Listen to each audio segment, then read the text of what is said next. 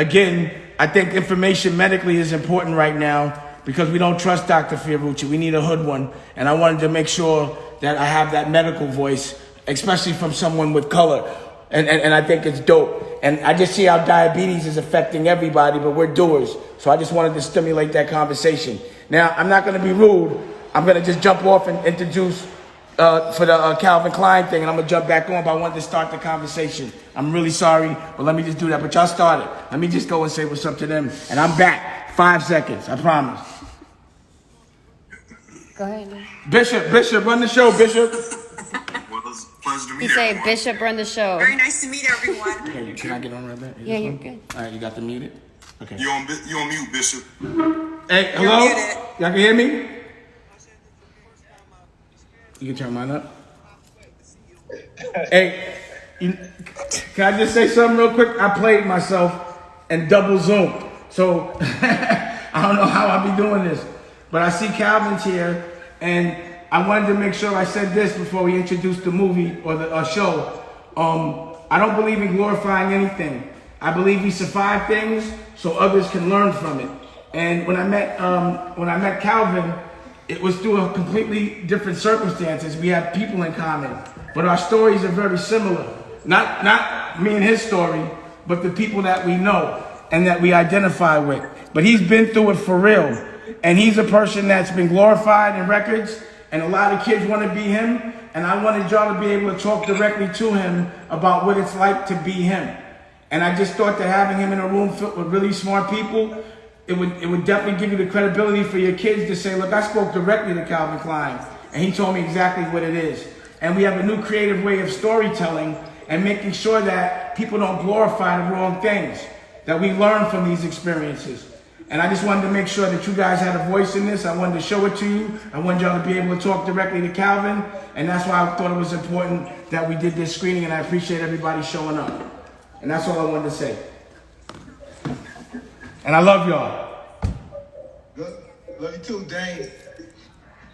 Thank you for inviting us, James. Thank you for thinking of us. Absolutely. Hey, Calvin. Okay, so you can put that. So, Cal.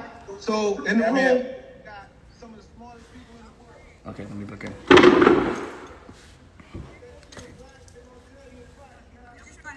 We're just gonna start us into conversation, Mr. Dash. Or did you wanna? Well, the way I wanted to do it was me as a diabetic, and we have a CEO as a diabetic as well. It's to me, it's the time to make sure that we know that being healthy right now is important. See, diabetes is a slow killer, and some people don't think they have to deal with it till later. But right now, if you're not up to speed, you could die tomorrow. You know, you're more susceptible to infection. And, you know, he's very innovative the way he puts things out. We have a doctor. I just wanted to stimulate the conversation of health, what we could do in these times, how we can bring awareness to it, and, you know, just generally talking about our experiences. And I just think he's important and I'm important as diabetics. And also the doc is diabetic too. I forgot. We all diabetic. He's diabetic too. So just showing powerful diabetics that can make moves during diabetes, and then the questions that come with. I have questions as a diabetic, you know, and I just wanted to start that platform because it's just important. There's a lot of diabetics out there, and showcase real diabetics that are doing things, to be honest. So that's how. So, Doc, why don't you lead this, because this is more of a medical thing. Tell us about your experience, and we can go from there. I'm happy to, Mr. Dash. I appreciate you bringing us all together. And Dr. Chris was about to, I'm sure, touch on some of these points.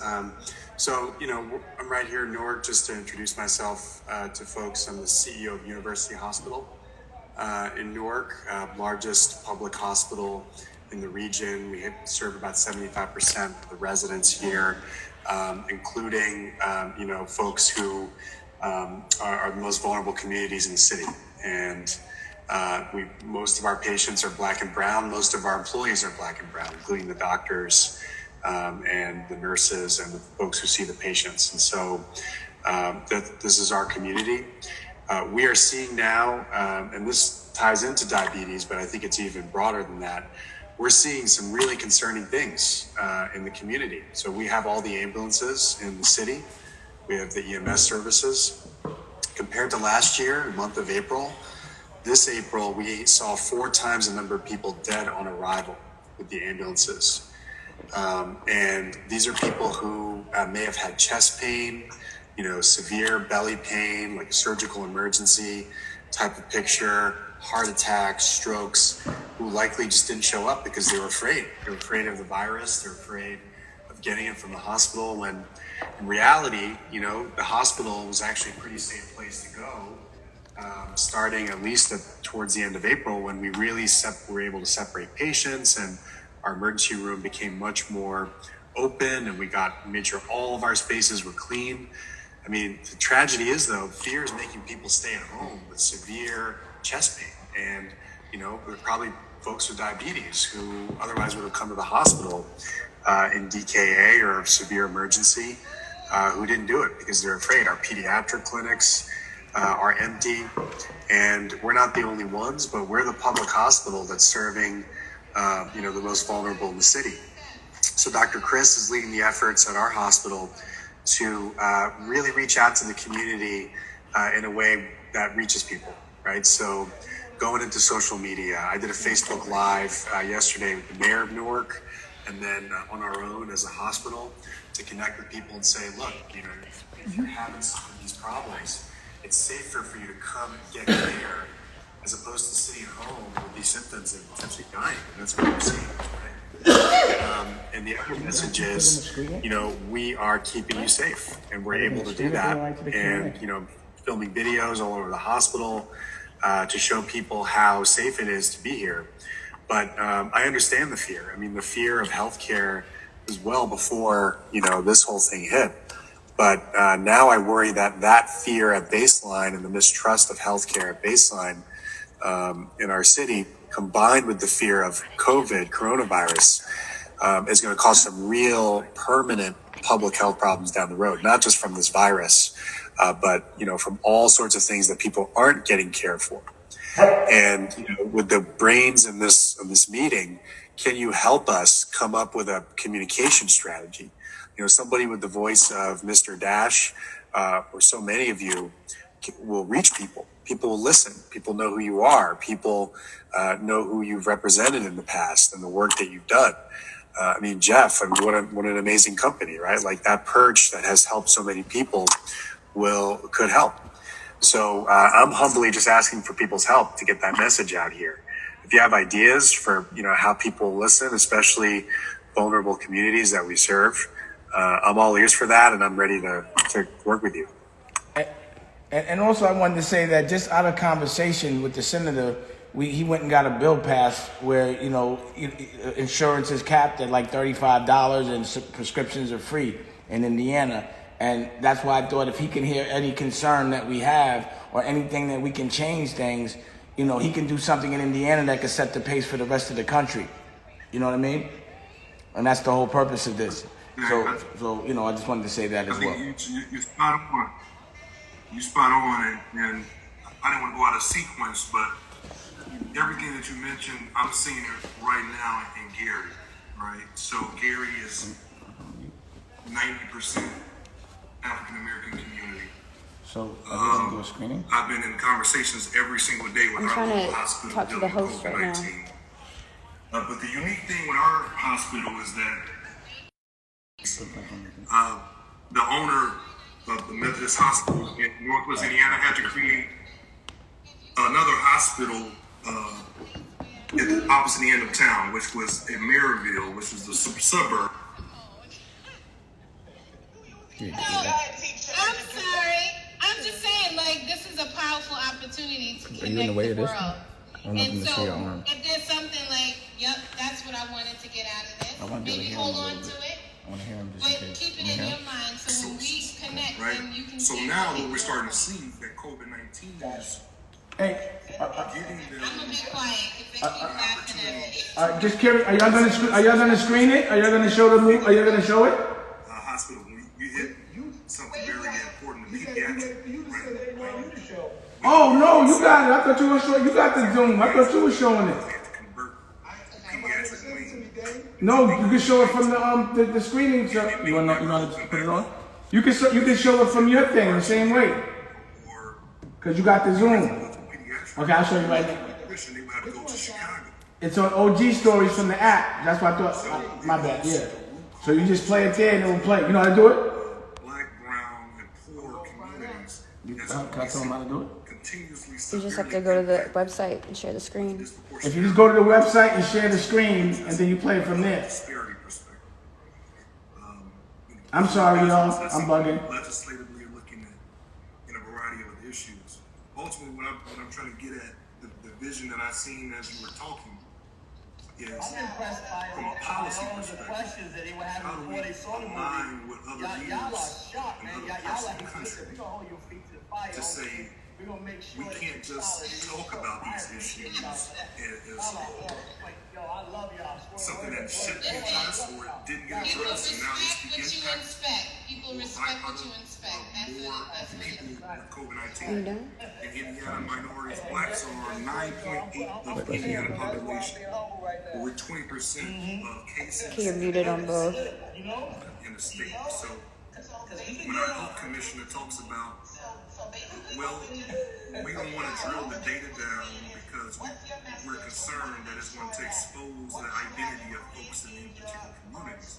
No, we need to know it so we know where to invest the resources as a state. So, but it would be helpful if there was a national model that we can say this is how we address this throughout our communities that have been historically impacted or disproportionately impacted from a historical perspective, from a health perspective. So you guys got me excited because this is something I can see that can really take shape and move into some momentum. Definitely. On the side around the health equity issue, right? So what I have been saying and describing to people, You're muted on both. Yeah, that's cool. I don't want to see no listening.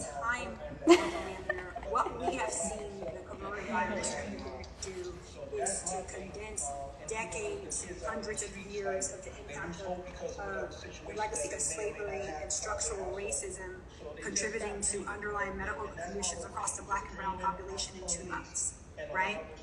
And so we've seen in 2 months, COVID laying squarely on the shoulders of Black and brown communities because of vulnerabilities associated with underlying medical conditions, because of vulnerabilities associated around structural determinants of health, the types of neighborhoods that they live in, they live in crowded residential spaces, because of their economic vulnerability, they work jobs, they're likely able to telework, or they're economically vulnerable and they cannot stay home from work. So we saw that at warp speed when down, or as a good friend Ryan Hager says, where there have been fissures in society where COVID showed us were actually earthquakes in the Black and brown community. So I don't think we can wait for the national model. We're going to have to do hyper-local, local, and state examples of what we can do differently to inform a national model, right? So what we're doing here at University Hospital, as you heard Dr. Elnahal say, is we serve Safety Net Hospital in Newark, New Jersey, right? So we serve primarily the Black and brown community in Newark and surrounding cities, in addition to being an academic medical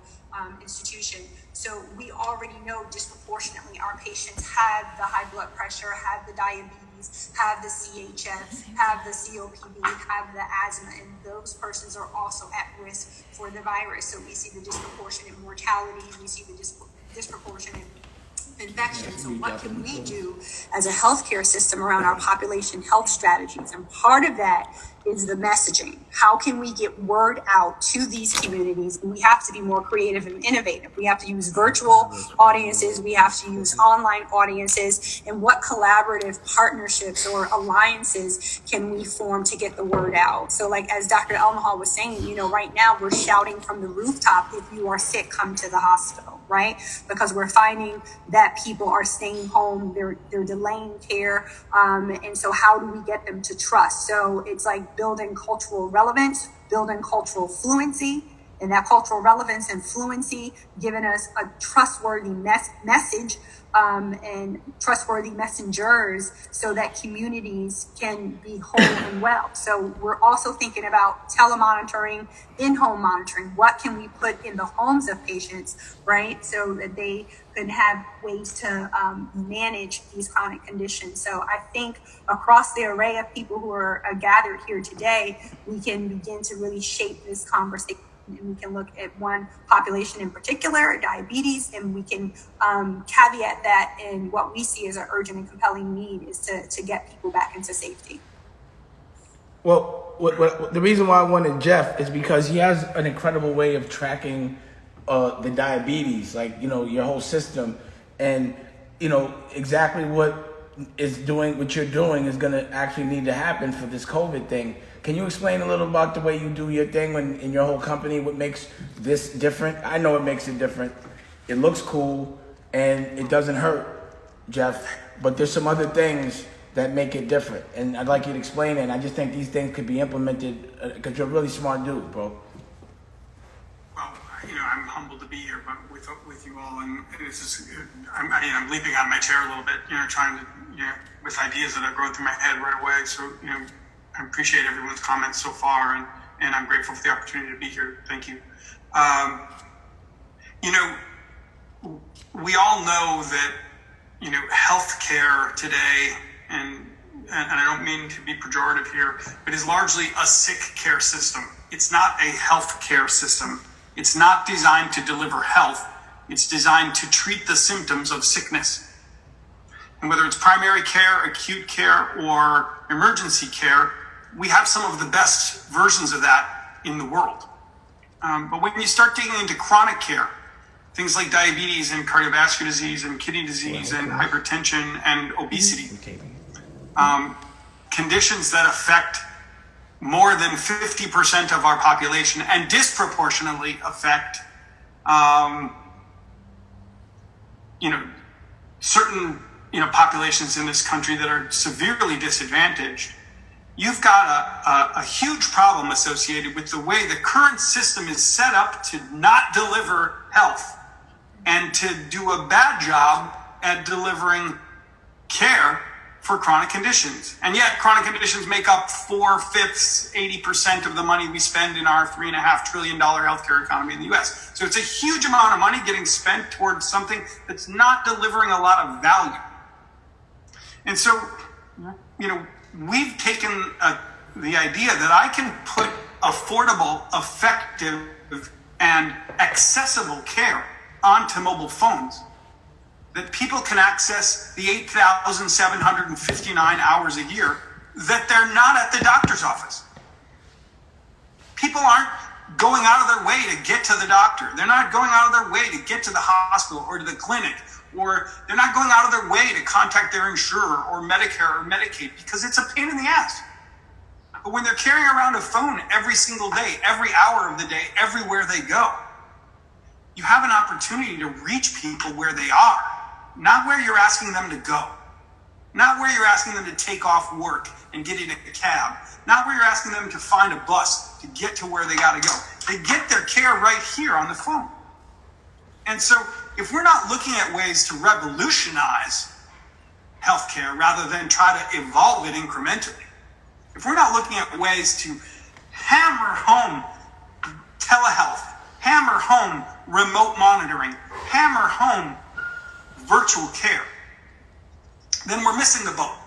Because this is the path to getting people access, affordability, and effective modes of care. Now, my company happens to do this. Now, I'm talking my own book, but we believe that empowering people with the right data and information, and taking that data information and turning it into actionable insights each and every day that deliver adaptive support to them in the moment that they need it, versus when they make an appointment and finally get into the doctor. We believe we can transform healthcare. And if we can transform healthcare, we can transform lives, because we're empowering people with education and information, but we're empowering them with confidence that they can make decisions about their own self-care, that they can make decisions about food and about exercise and about medication that they're taking to manage their own care. And that if we give them back that confidence, and if we give them that empowerment, we give them back time.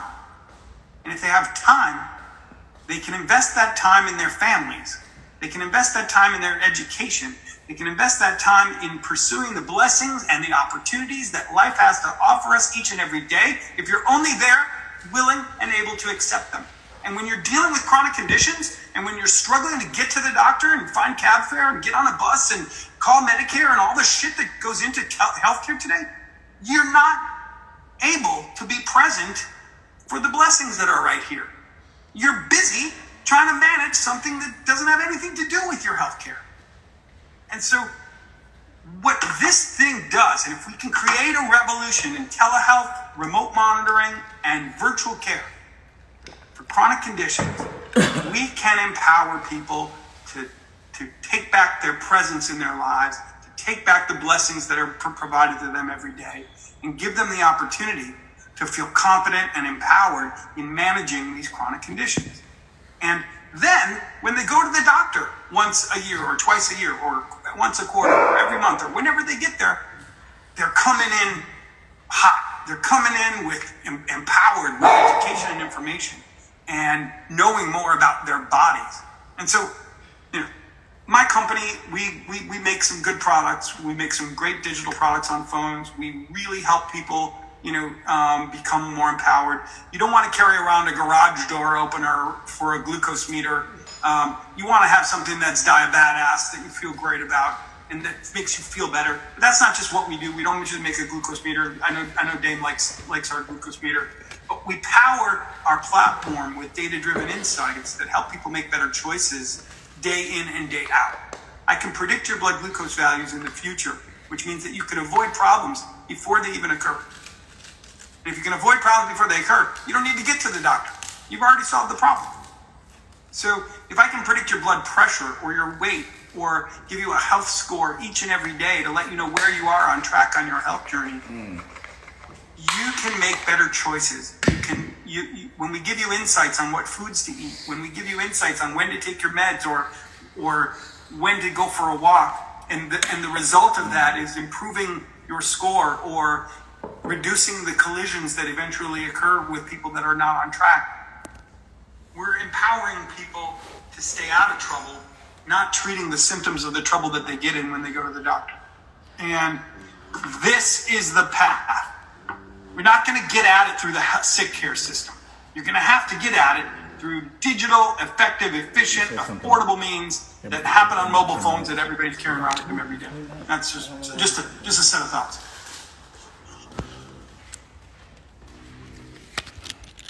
That speaks to so much of what we're trying to do here in Newark, as Chris was mentioning. I mean, we're really trying to start solving the actual problem for people instead of, for example, treating someone's pneumonia, they're homeless, and then sending them back out to the streets in the cold where they got pneumonia in the first place, and then they get it again, and then there's this churn. We keep getting paid for it, but we're not helping the person, right? And, Senator, when you were talking, it's almost like you were telling the story of our hospital. I mean, our hospital went through all this drama with it, tried to close pediatrics, and we did not close pediatrics throughout this crisis, even though I was pressured to do so. But, these are the pressures that urban and, safety net hospitals that serve vulnerable communities are facing throughout the country.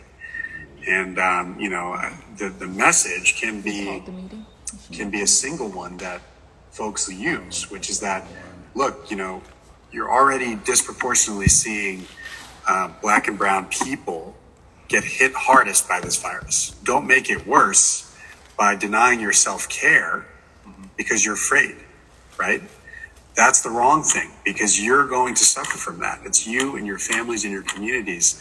If you're not getting your care, even if it's through telehealth or some way of connecting with your doctor, if you're not doing that, then you're going to make the problem even worse. And, you're right to demand data by race, zip code. That should be doable. I mean, when I was commissioner in New Jersey, I did that. We released information about health disparities and blasted it out. on maternal health outcomes. And I wasn't very popular for doing that among hospitals, but you have to do it. You have to start the conversation. Otherwise, nothing's going to come out of it. You're not going to make progress. So I just think if we work together on messaging around, telling people, look, this has already hit you the hardest, get care. We're here for you. Like we have solutions for you. And those solutions can be an emergency room, like what we offer, or they can be what Jeff offers, right? But let's start. Let's restart getting your care again and actually making sure that we don't slip even further, because the outcomes are already really bad. Can I ask a quick question? So based on Wait. based on what Jeff was saying, right? Like I know personally, I'd rather go to a doctor, like when I'm sick or I don't feel well, which is rare, I go on the phone to the doctor, right? What's that called? Yeah, doctor.com. We go to doctor.com. So we see the doctor, and then my glucose meter tells me, where my A1 is daily. It's almost like if you could look at your credit every day or how much money's in your bank account daily. You know what I mean? And I think what he's saying, if there's a way that because there's patterns that could project things, that could say, yo, don't eat that right now, and could check in on you and say, it becomes a lifestyle of not coming in when you're sick, but keeping you out the hospital to keep you healthy. How can a hospital implement that kind of system? And Jeff, is there a way you can help implement what you're saying for everything as opposed to just diabetes? Yeah, our system is now set up to do hypertension, hyperlipidemia, weight loss, and prediabetes, and we're moving into a variety of other conditions with our partner Bayer. Our goal is to make sure that when somebody does go to the hospital, that they're not taxing the system for something that they could have avoided, or that they're utilizing the services of a hospital for the reasons why hospitals exist. Hospitals aren't designed to treat chronic care. Hospitals aren't designed to help people manage chronic conditions day in and day out. And yet, people are going into the hospital because they're not managing those conditions and then seeing sort of the adverse results of that. So our goal is to help keep people out of the hospital. I guess what I'm saying is, if you had access to a hospital to use as your, like if I could use my system with a hospital, He's muted. Could you implement that? No, he's not. Could you guys work together to showcase something as a progressive hospital working with technology and be forward thinking? And then the senator go say, yo, this is the better way and we need to pay for this, If I can weigh in, because that's what we're exactly looking to do with our population health strategies, right? So as I was saying before, if you look in population health, if you look at a population, you want to risk stratify, right? Those are the lower risk, medium risk, and high risk. Our high risk are people who are sitting at home with emergent conditions, symptoms of heart attacks, strokes, belly pain, things that they need to get to the hospital emergency room for now. Our medium and even low risk people are either people who have chronic conditions that they need to better manage and prevent from worsening into worse states of disease, or they are well and they're in a pre-disease state. And we can use in-home monitoring, we can use telemedicine, we can use digital medicine to help people stay well, and for those who are sick, not to allow them to progress to worse states of disease. We are seeking to do that now. That's what we need to take advantage of. Otherwise, COVID is not only going to have a direct impact on Black and brown communities, it's going to come back around again, an indirect impact because people won't seek care, and it's going to potentially come back around again in the fall. So it's going to decimate Black and brown communities. That said, I have a question. Well, there's two main issues that keep coming up. One is trust, and the other is affordability. Within our communities, there's always been an issue of trust, whether it's doctors, police, or people in authority. There's always a trust issue. And then once you deal with the trust issue, you're dealing with, well, can I afford this? Can I afford this medically? So with that being said, when we talk about new forms of innovation, when we talk about these things, how will it be paid for? Taxpayers. It's like for me, that go to the senator, go to the senator, go to the senator. I think that's what we wrestle with every day in a lot of states. I know on the federal level, that's what they look at from a healthcare perspective. I think not to get into any political type of debates, you have folks that believe from the universal healthcare perspective, right? So I'm definitely for universal healthcare because, of course, in a pandemic, we need that. Yeah. The problem that we're facing is that our tax base is almost immediately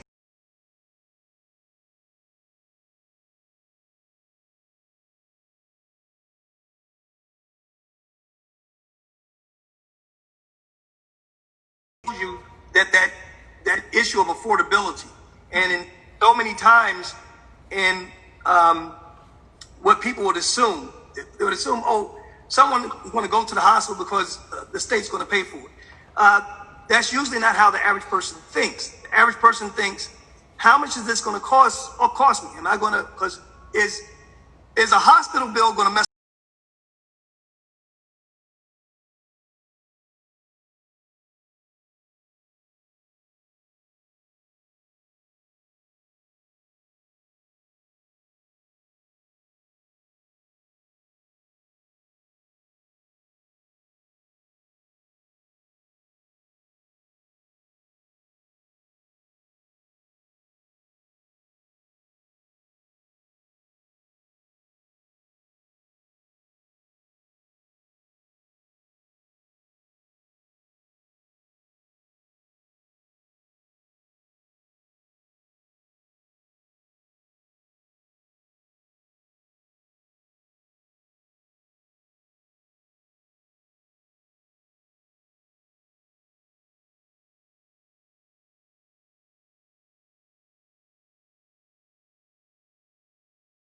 to look on my phone, see what my blood pressure is and everything else. I mean, that's great because my sister's a doctor, but so often we don't call on doctors unless we believe there's something wrong. And through the technology, even the simple things like the Apple Watch, they can do monitoring your heart rate, but it helps you become more.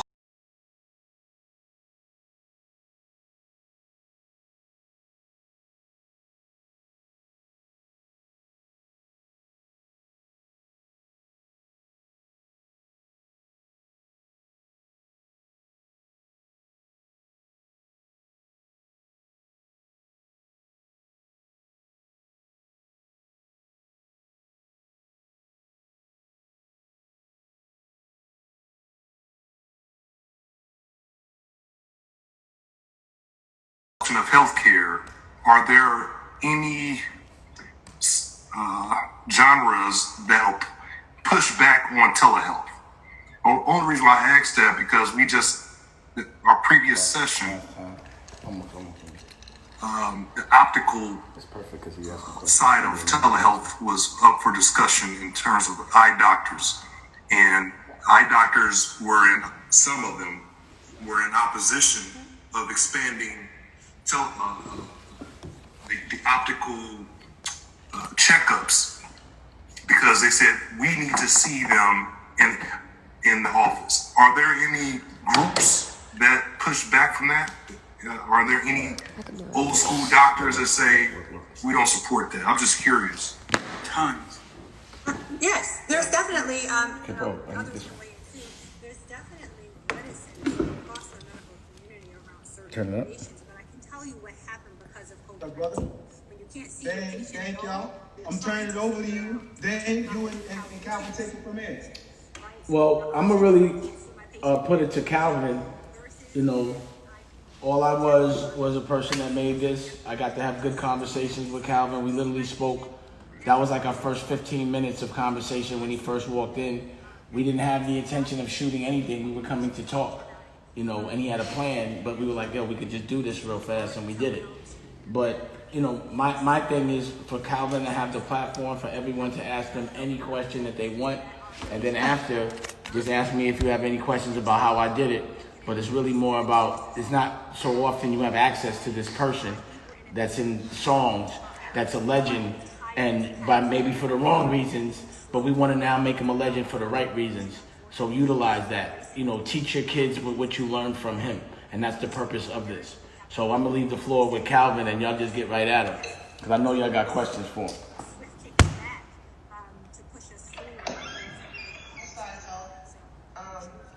First question, is this a part? Is there going to be a part 2? Oh, I have like 6 parts for Calvin. To Calvin's story? Yes. Okay, I'm glad that, because it seemed like it left, because this is part 1, so part 1 was like laying the background. This is what I went through, and so now that they're knowing that there's different parts, I'm also thinking, how does it go through the series? So like part 2, part 3, and then part 6, is it saying these are the dreams, this is how you get out, this is how you make a choice? Well, you know, he has a lot of different stories, and initially this was meant to be on the Wii channel. And being that I put a lawsuit on them and they were playing games and they didn't think I could deliver, you know, I was able to put it out myself. So the story that Wii channel wanted was the one that with the Jay-Z and all that. But I mean, the stories that he has, it's like he just tells every story. He has the inside skinny on every legendary story from that era because he was there. And he starts telling me about stories, and then it came out that he was best friends with my OG Daniel. You know what I mean? And it just made a lot of clarity about Jay-Z for me. It's just a lot of things talking to him. I don't really have a particular order. It's just we're just doing it creatively. You know what I mean? It's different. So he almost was like the reason why I did his story first was simply because he showed up first. So I called everybody I know, like, yo, the opportunity is now, come through. And he showed up first. So we talked and so many things happened.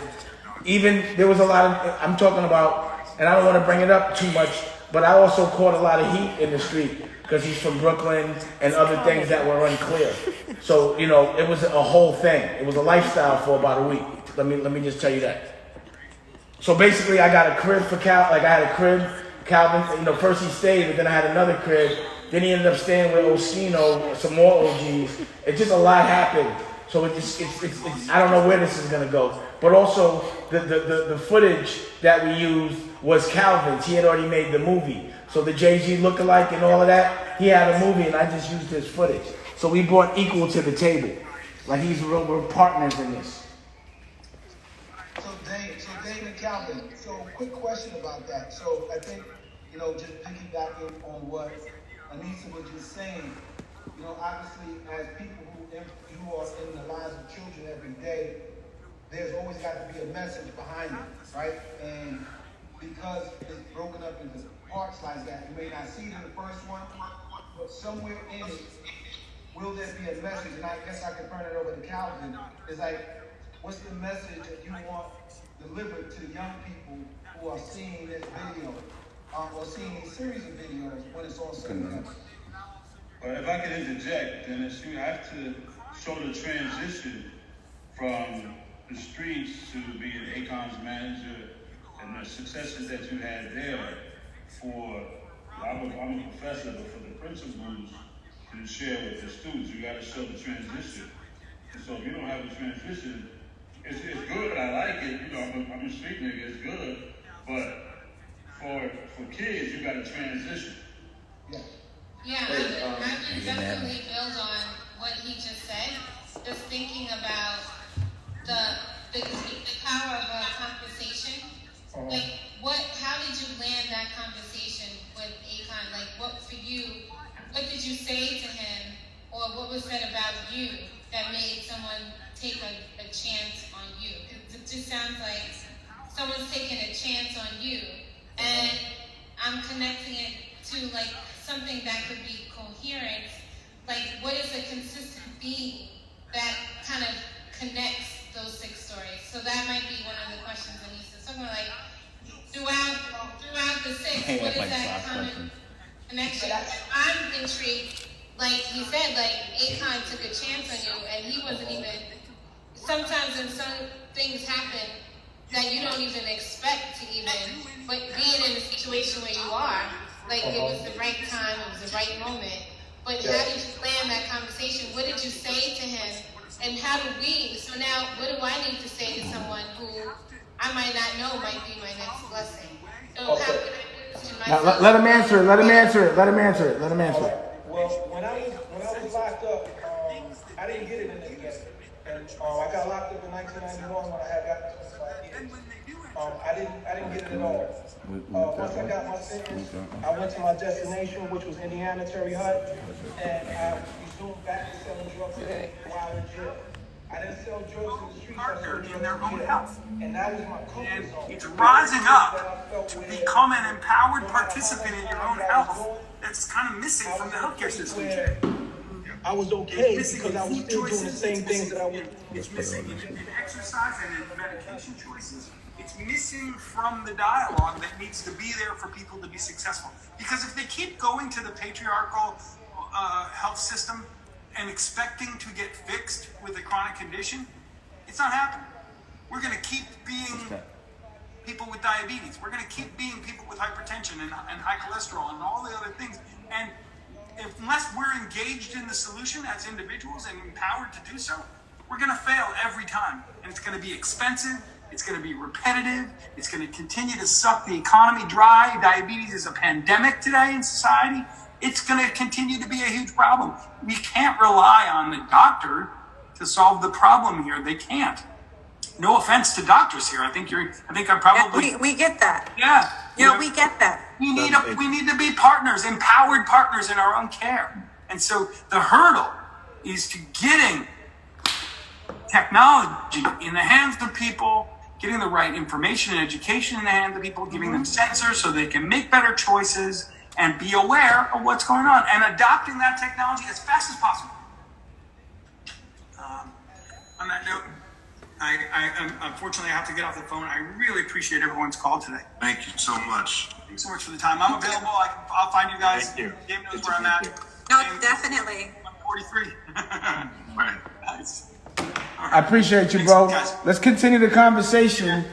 And I think it's powerful. Everyone that was on this, I would like to do this with an audience. I was on the live, but I'd like to do it with an audience, and I'd like to hear what people have to say. But first, I wanted us to talk. If it was possible to do this again next week and invite people, so everyone can invite people and we can stimulate the same kind of conversation. But I think it was very impactful, and I appreciate everybody. And I love this. This is great. I love this conversation, and I also learned a lot from it. So I appreciate all of y'all and the questions and everything. So individually, I would like to talk separately about all of this, and then together I'd like to talk again because I got ideas galore. Ideas galore. But it's definitely powerful. That's what we want to hear. Powerful. All right. All right, y'all. All right. Thank you. All right, thank you. Mr. Dash, take care. My man. Goodbye. All right. Take care, guys. All right. Now we can focus. Perfect, right? That worked out. Yes. All right, so now we get right on here. Get my full attention.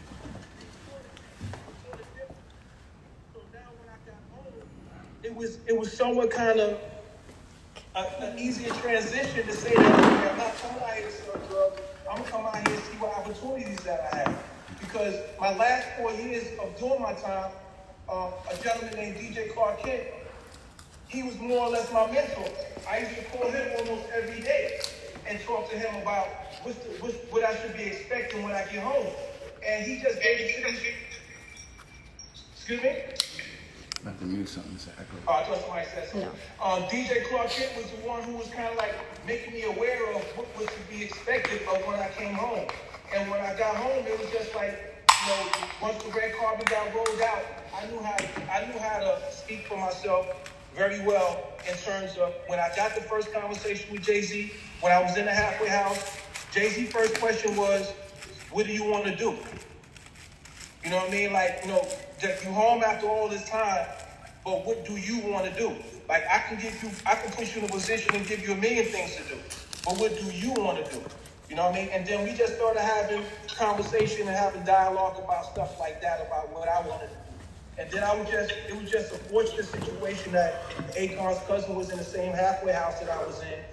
He wound up knowing who I was. And then when I came out and started talking to him, we established a relationship and started having a conversation from there. We exchanged information. After that, we stayed in contact, like I said. And then after that, then it was, I had an opportunity to either go work with Jay or I had an opportunity to go work with Khan. And, things just fell where I just started going to work and manage Jay Khan. And, I just started traveling all over the place. Hey, I want to step in for a second. I want to say, first of all, as a man of a certain age that grew up in Brownsville in this era that, we knew of Calvin Klein with absolute respect to him and his journey. And there were many Calvin Kleins in that era. You know what I'm saying? So let me just say this to y'all. What I believe you're going to get out of this, because you're dealing with the offspring of that era, like right now. Not even just the first generation, the second generation of that era. And the fact that these stories can be told is actually a tool for you guys to understand the essence of what's it's in their DNA now. Because you understand, their fathers and grandfathers wanted to be him. They wanted to be him. You know what I'm saying? Which kind of tells you the limitations of what we are as a human being, because at the end of the day, his journey was abrupted by his time in prison to where he can actually say, you know what? I wanted to change my life and change my ways. So salute to that, brother, because that is an amazing story.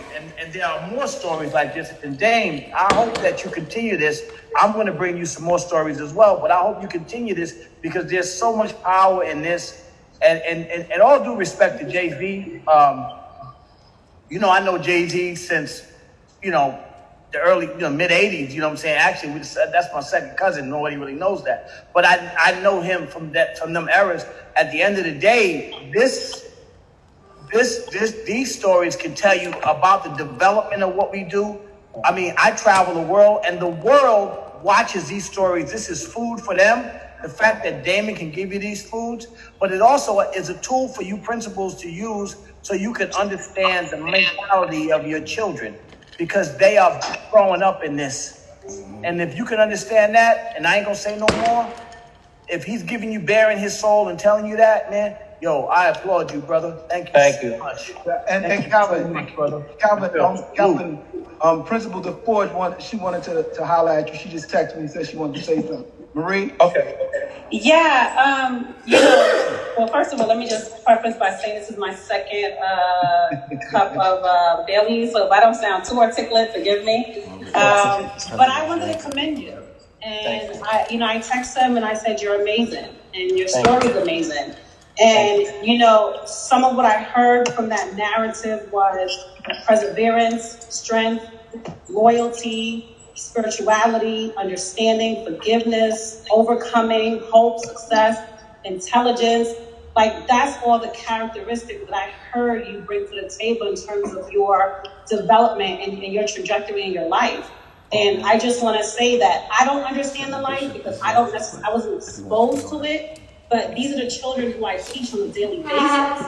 And I think your story can be an access point for them, where they can know that the streets is not their only option, right? And they can know about the characteristics it takes to become a man such like yourself. So I commend you and I thank you. The only thing I would say in terms of the video is when we're streamlining the video, how do we get that message out so they're not automatically glorifying the life, but they're understanding the man and what you went through to get to where you are. Well, can I say something real quick? And I appreciate you sharing your vulnerability. Wait, guys. I think you're amazing, and I thank you for that. Thank you. I'd like to real quick. You too. Thank you. Real quick. The only thing that I feel that's unfortunate, Nicolette, I'm on mute. And my audience is that I have to glorify the story somewhat in order to capture attention. Yeah. Yes, exactly. That's a gift and a curse. But at the same time, I try to tell the kids that I'm not here to preach. I'm not the preacher man. I'm not the teacher man. I have a story, and I'm just here to tell my story and express my story with you. Here in New York, I was hopeful in my travels to have a conversation like this with professors and teachers, because I go out as a motivated speaker as well. I'm bonded by the State Department of Education with New York. I have my vendor's quarters license and things of that nature. I have my New York City Calvin Klein Foundation and things like that. I go inside of the prisons and talk to them. I go to the schools and everything else though, but a lot of times when, my type of background, I don't have any people to help me do grants. You know what I'm saying? The only thing that I probably may say that I am actually missing is the support from the principals to have me going to schools, and also to be able to have someone as a grant writer to help me put my curriculums and things like that together, so I could be able to go be of where did the turnaround come? The turnaround came when I got locked up for my last time. I didn't understand it. I didn't understand why I was there. I couldn't fathom it in my mind at all. For what purpose of me being back in jail after turning around and doing the right things. You know what I mean? So once I lost everything and I wound up being broke, more or less to say, I had to kind of search into my own soul. And that's when I wrote my book, Neighborhoods Under Siege. And then I came home again and I released my book in 2014. And I never looked back after that. You know what I mean? Like I said, my life was full of mistakes. I made every mistake I could think possible. I hate when people say that they wouldn't change a thing because they wouldn't be who they are today. I think I would change almost everything. You know what I'm saying? Except for my childhood when my parents was raising me, because I was born in a household with both parents. I was raised extremely well. I wasn't well off, but I was fortunate as a kid to have a lot of things that I wanted. So that's just where I'm at, man. I don't mind unveiling myself. You know what I mean? This is what the gangsters have a problem with. The gangsters want to always have you see them as a gangster. The gangsters always want you to see them tough. They always want you to see them up under the worst times and be able to show their strength. You know what I mean? I'm a man, first and foremost. So that's my strength right there. So I don't have anything to prove. I don't owe the streets anything, and the streets don't owe me anything. So my truth is what it is. Whether you like it, you don't like it, whether you like me or you don't like me. I'm not here for you not to like me. You know what I mean? Because at the end of the day, if I say that God got me, I believe that. I really believe that. I don't feel like I'm alone no more at times when I used to be in that cell and I put myself there. Because nobody else put me in that cell but myself. But then again, when you in that cell, you sit in that cell with a lot of hate, a lot of resentment, and you feel like it's everybody else's fault but your own. So I had to sit in my own faults, sit and accept my own mistakes, and embrace my own mistakes and grow up and be a man. And that's what made me change. Hey, Calvin, Dr. Small, Malik Small had a question for you right after that. Alika, you can jump in as well. Small? Hey, how you doing, Calvin? First of all, I want to applaud you for the work that you've done, really to be reflective and to take your experience and use it as a tool to educate and to help other people. And a couple of points. One, you mentioned black men needing, the gangsters need to be seen. And I think that's very important because this country has made black men invisible. So, we do need to be seen, and sometimes even negatively, we're looking to be recognized. But I also think just in terms of the film game, I think in any great stories require context. And I think a little bit of context just around how lawmakers, law enforcement, prosecutors, how they intentionally created the dynamic that limited the options of black men and caused black men to say, okay, let me take this and use this as a vehicle, because he wasn't necessarily a drug dealer, he was an entrepreneur. It just so happens that his product was illegal, right? And so really just adding a little bit of context around how so many black men, and I came up in Harlem, so I've always been very close to this, very close to music and how music and how the drug scene kind of intersected. But again, it was very intentional on a part of this country the intentionality around how laws, law enforcement, prosecutors, etc., created this dynamic and put us in a position where we saw this as one of our limited options. And so I think some of that context would really add to the story. Can I answer that? I'm on. Y'all can hear me? Yes, we can hear you. Oh, okay. I love what he just said, the principal. And what I'd like you to do is to give me that very narration with that very voice so that I can show in the next episode that context as eloquently as that, but also I can put pictures there. You know what I mean? I like all of that. Absolutely. But I would love for that to come from a black principal's voice. And it would be interesting to do. So, you know, one of the things y'all keep asking me is, or asking him, how are you going to teach the kids? We not teachers, y'all went to school for that. So the reason why I brought Calvin is so that you cannot ask us how to teach the kids. I would like you to tell us how to teach the kids so it could reflect in my programming. They don't ask me, I don't know. I know how to make entertainment that influences the kids. But y'all know, you know, just based on patterns, what triggers these kids to do right and wrong. Teach us how to deliver this message based on these experiences the right way. And I will apply them. So give me some answers. When you ask, don't, you know. How do you want that? Do you want us to email you, Dennis? Yeah, so what we do, is, as long as you jot down your information, what we'll do is I'll make sure to give him all the information in writing as soon as possible. But what I'm also asking people to do is put the information, put the questions and certain things in the chat, because I'm keeping track of that as well. So yeah, so just jot down all your information. I'll make sure to get the information. But hey, Dennis, can I add a little bit to this? I would also think that would be great if they made a little video commentary and gave it to Dave so he can actually put it on his network by making a little video commentary. Yeah, that would be nice.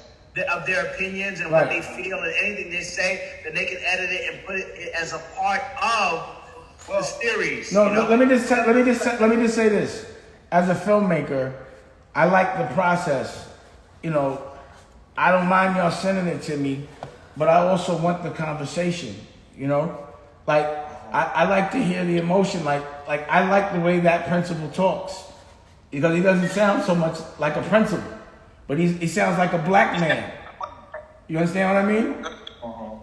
That's a black man talking, and that's what I want. I want black men.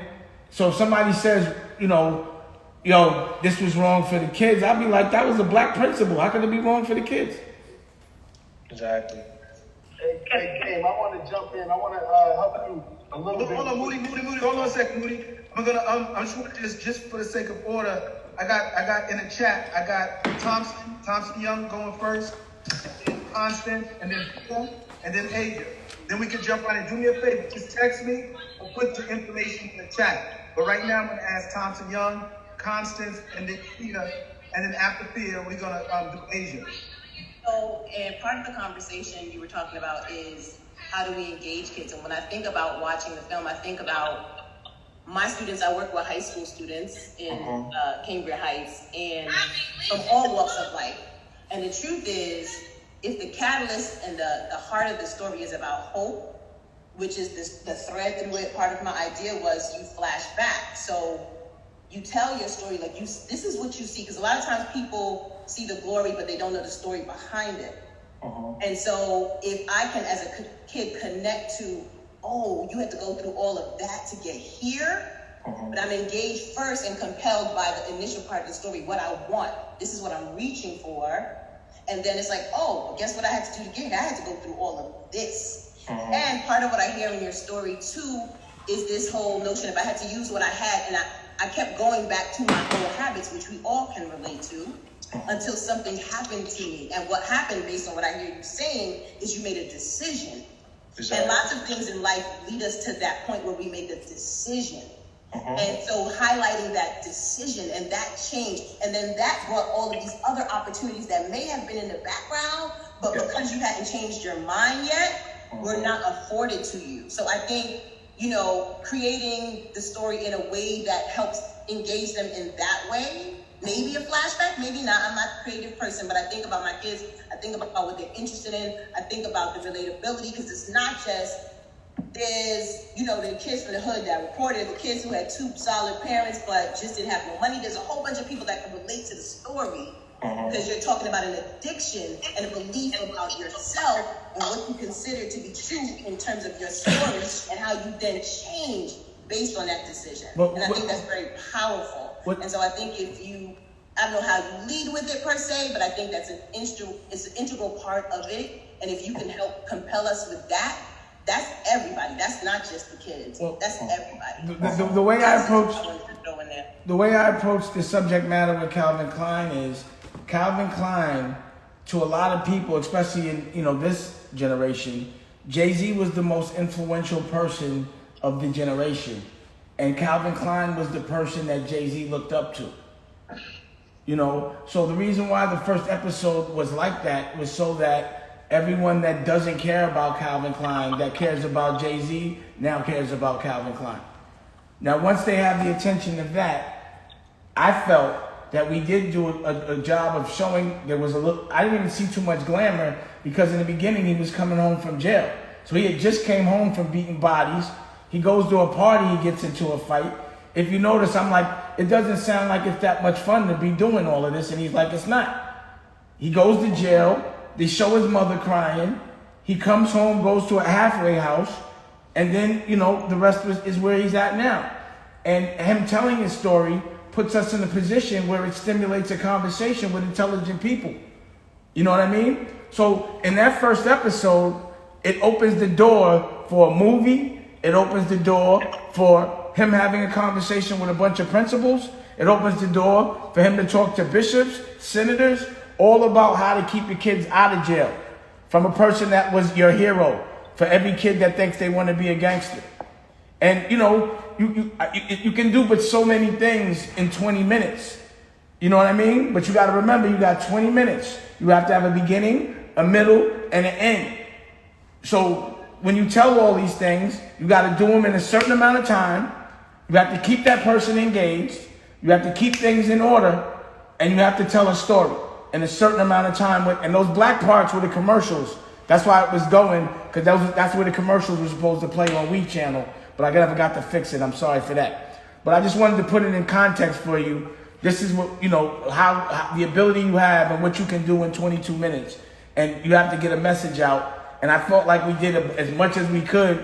And we opened the doors to do the things we're doing now. And that's the purpose of it. I think you did. I was just saying, as you were talking about next steps and embellishing the movie more, I just thought those are things to think about. Oh yeah, definitely. That was evident, and in the conversation with you guys, you can hear more of that, and that's what I want to share.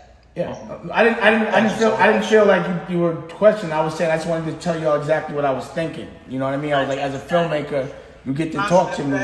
So that was me as a filmmaker. Dad, Constance. Hey, Calvin. Very nice brother. You're clearly very intelligent.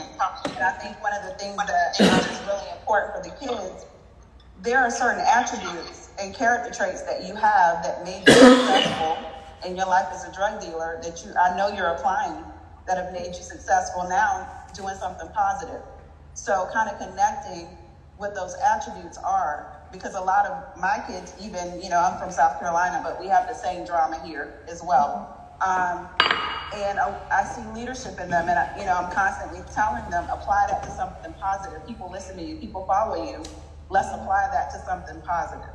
Yes. I actually, like I said, I was in South Carolina as well. I grew up in New York though, but my family's from Darlington. So and then when I came home, I went to the Fatherhood Family Engagement Program to help the community out there.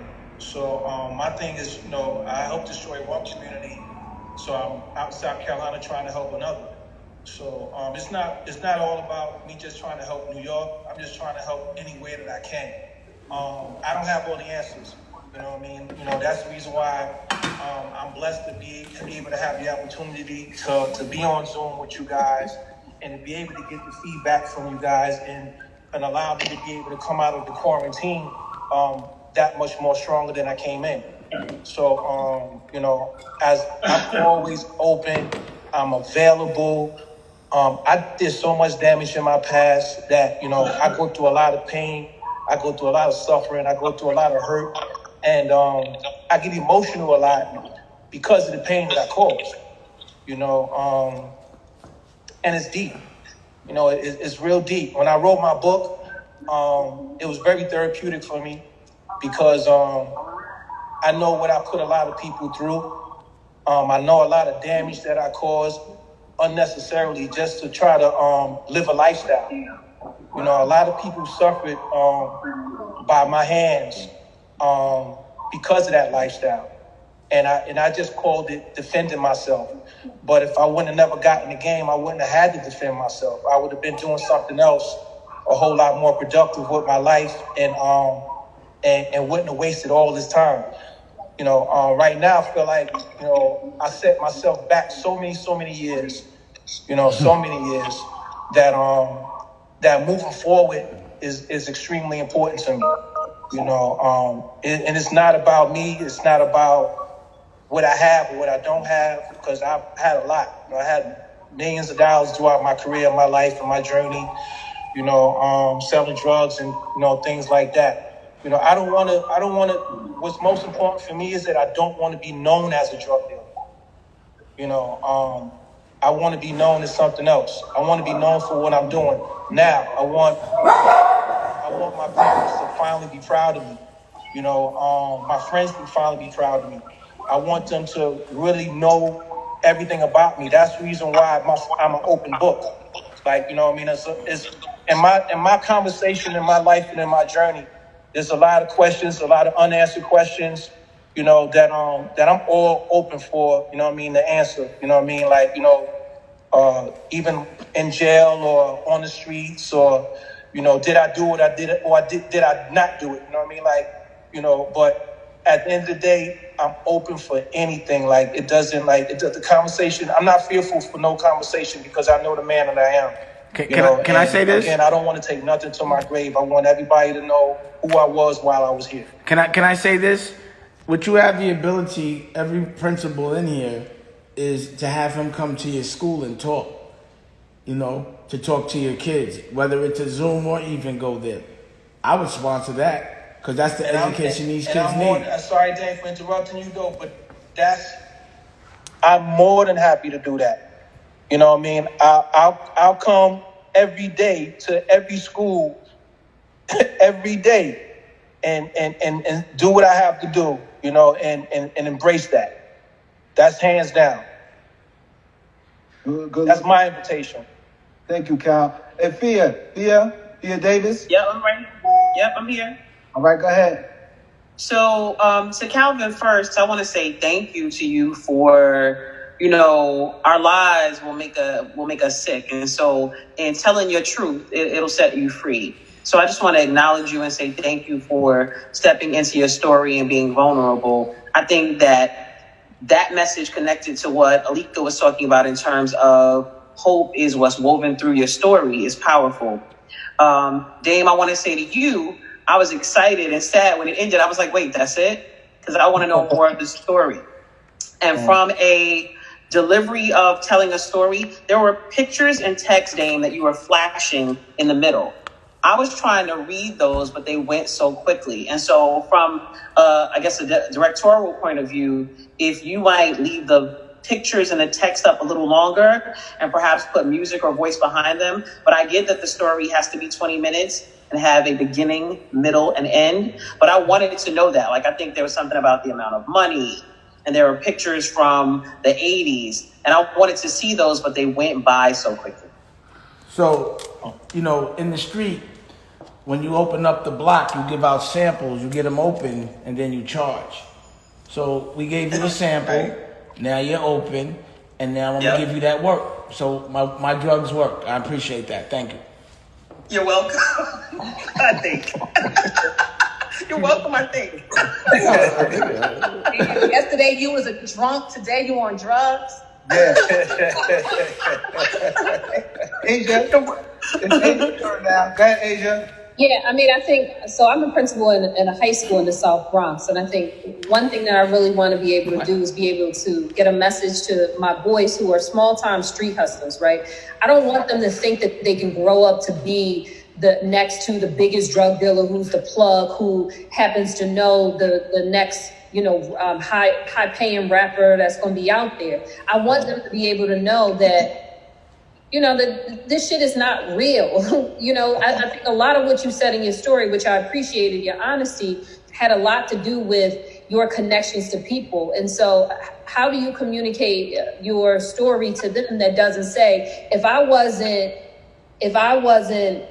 the biggest drug dealer at that time, am I connected with Jay-Z? Do I get locked up, and do I happen to go to a halfway house that Akon's brother is in or cousin are in, that allows me to be able to do that? Because what I think when I have conversations with my boys, if they had to choose between, and I tell them this all the time, most of it I got from my husband, who's also a principal, but it's like I can't compete with the streets.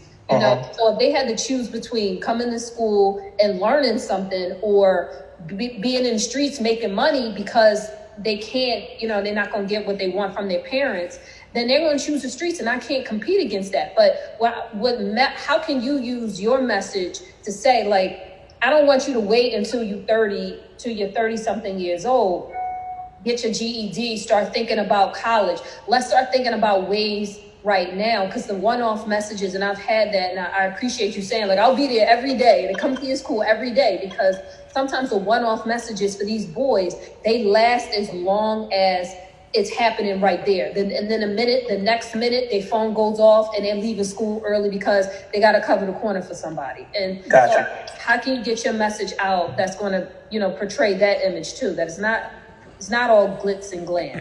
Well, let's just say your school, when I say maybe another school for an example, a principal that I used to go to, I forgot the school actually up in the Bronx actually. They had an incident where two rivals got into it with each other. Somebody got killed, and then they wound up robbing the school and taking all the music equipment. And 8 principals was in a meeting with me, and they came and asked me what to do. And I was like, well, what can I do? I said, first off, I'm not really from the Bronx. I have resources that I can go to that I can try to kind of find some medium on what's going on and try to help with the resolve of the situation. But I hope that y'all don't think that I'm Jesus and I can walk on water. You know what I mean? And that's what they was somewhat kind of expecting of me. But my thing would be is that I would come consistently. When the kids see that you're consistently coming and you're caring about them, then they tend to embrace you a little bit more. And then my first approach would be not to go in there and allow you to be able to tell them that I'm here to change their life, or I'm here to teach them something, or to discipline them, because I'm not there to discipline you. When I was 14 years old, I didn't want nobody telling me what to do. So I'm not going to come in here and telling you 14, 15, 16-year-olds and older what to do. All I'm doing is here just to have a conversation with you and to be cool with you. You know what I mean? What is it that you like to do? You like playing basketball? Then why you not out balling? It has to be something that I have to kind of balance out. And once I find out what they like, then I'll balance it out to targeting that in that person particularly. You know what I mean? And then that's where I'll build a relationship and build an understanding with them, because they might not be getting that support at home, or they might not feel like they want to get it from their teacher. You know what I mean? Me coming in as a stranger, and the advantage that I have with the successes of the people that I know, then they'll go, oh, Jay? And then I'll give them a little conversation about that. Oh, Dane? Oh, yeah, give them a little bit of conversation about that. And then I'll intrigue them. But I'll always come back to what it is that I want to know, what it is that they like doing. What do you want to do? Okay, what type of dreams do you have? Oh, I don't dream, man. Hold on now. That's the problem right there. When you did dream, what did you dream about? You know what I'm saying? Let's get back to that. Because if you're not dreaming, then we have a problem at the beginning of this whole conversation if you're the type of person that don't dream at all. And that's where I would come in and have like a whole lot of conversation with them. And then the conversation would just grow. So whereas, oh, you coming back tomorrow? Yeah, I'll be here tomorrow. And I'll be here the day after and the day after that. Here's my email. Take my email down. Now I'm a big brother. You know what I'm saying? Like I'm not the uncle that's trying to discipline you. I'm not the other big brother or your real big brother that's really trying to tell you what to do. I'm just trying to school you, bro. I'm trying to school you, young. You know what I mean? And I'm not trying to be your OG. Like, you know what I mean? Like I don't want to do that. I'm gonna give you all my mistakes and I'm gonna give you some of my successes in conversation. And 9 times I usually get them. When I went to Rikers Island, I told the warden and I told the captain, I said, give me your worst inmates. I want your worst inmates in the room with me, and we go from there. They had the riot squad. They had everybody under the sun, and they had 3 groups, and I didn't know which group was the worst ones because all of them was okay with me. Once I had the conversation with them and started talking to them, one young man walked in the room, and I shake everybody's hand that come in the room. One of them didn't want to shake my hand, and he tried to walk by. And then another one said, oh, I don't want to hear this S. You know what I mean? Like, I'm ready to go back to my cell. So once I got introduced, I pointed both of them out the gate. I said, young man, I said, I'm going to come to you right now, and I'm going to shake your hand. If you don't shake my hand, me and you have a problem, because I done shook everybody else's hand in there. And I told the other young man, and I said, you know what? I came to visit you. I crossed this bridge to come visit you when nobody else did. So since you said you don't want to hear this shit, you're going to hear this shit for real. And those were the 2 ones that had more questions in the room than anybody after we started having conversation. Good looking, Cal. Moody, you up. Moody, Walters, and Anissa Riley next after Walters. Moody, you on? Yeah, thank you very much, Dennis. Brother Calvin, I really appreciate you, man, and Dame, I appreciate what you're doing here. I'm not a producer. I don't know anything about how the script is looking. I look at it kind of, unfortunately, I have a gift of seeing some things through our students' eyes. And I just, not to say that some of the folks here don't, but I have that gift, and I can see where they're going to look at this. And they gravitate, just like you said, my brother, at 14, no one, you could have went, whoever we looked up to at 14, they could have came to the school and they couldn't tell you to stop going after your goal to be the biggest drug dealer you know. So our kids, I happen to work in an alternative school. So I love that last point that you made. If we are able to turn that group, and I heard some of the other principals tell me about some of the young men who are the roughest in the school. If we have the skill to turn that group around, we would see our whole school soar. Most of our time and attention is paid to those students who are most disruptive because they have their mind set on other things. I've talked to kids. We have to understand what they want. They don't want Brother Calvin's story right now. So Calvin's story right now as a producer or whatever he's doing with Akon, that doesn't resonate with them. They are the food is in the medicine. The candy that he's providing is, I was the dude Jay-Z looked up to. I had this 25 million. I just remember certain parts of the story. 25 million. That's what I'm resonating with. How you do that, man? How you get that 25?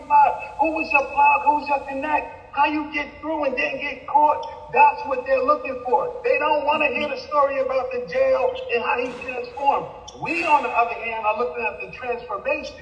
I'm looking at, from their perspective, you came home after doing a bid for Jay, and he asked you, what's up, what you want to do?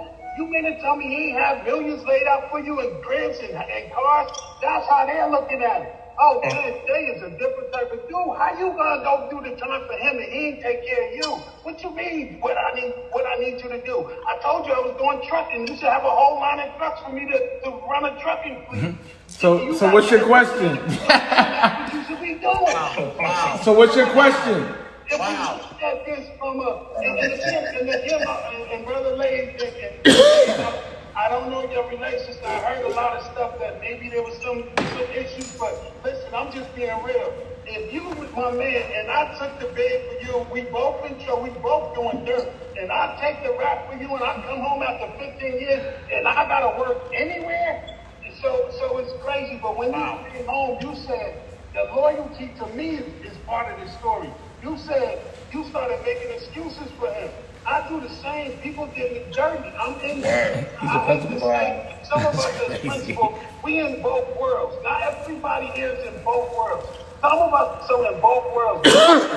We're street dudes, but we are professionals. We're asking how to put this in the curriculum.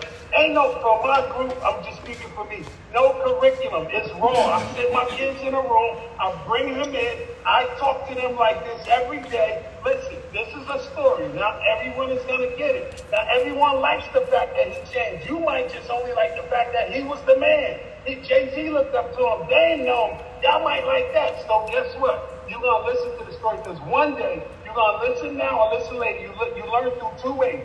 You learn through people and pain. God, I believe in God. God sends you people. He sends many messages to you through people. If you don't listen to the people, you will listen to the pain. And that same thing happens to my brother Calvin.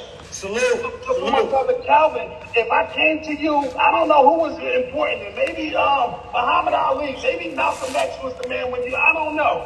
But if I brought them to speak to you at 14, you wasn't trying to hear it. They told me last week that he had a better car than the damn principal. So how can a principal tell him to go to school, get a master's degree, listen to all these freaking white superintendents or whoever tell you how to run your school? So you ain't the man. I've seen the principal superintendent tell you what to do.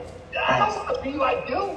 I want to be the superintendent, but I don't want to go to school. So they are the superintendent. Wherever hood they from, and my brother Cook, and all you brothers and daughters that I really know, I know you can relate. We got dudes in our schools in the hood that's running the hood at a very young age, running the hood and get people to line up and do whatever they tell them to do.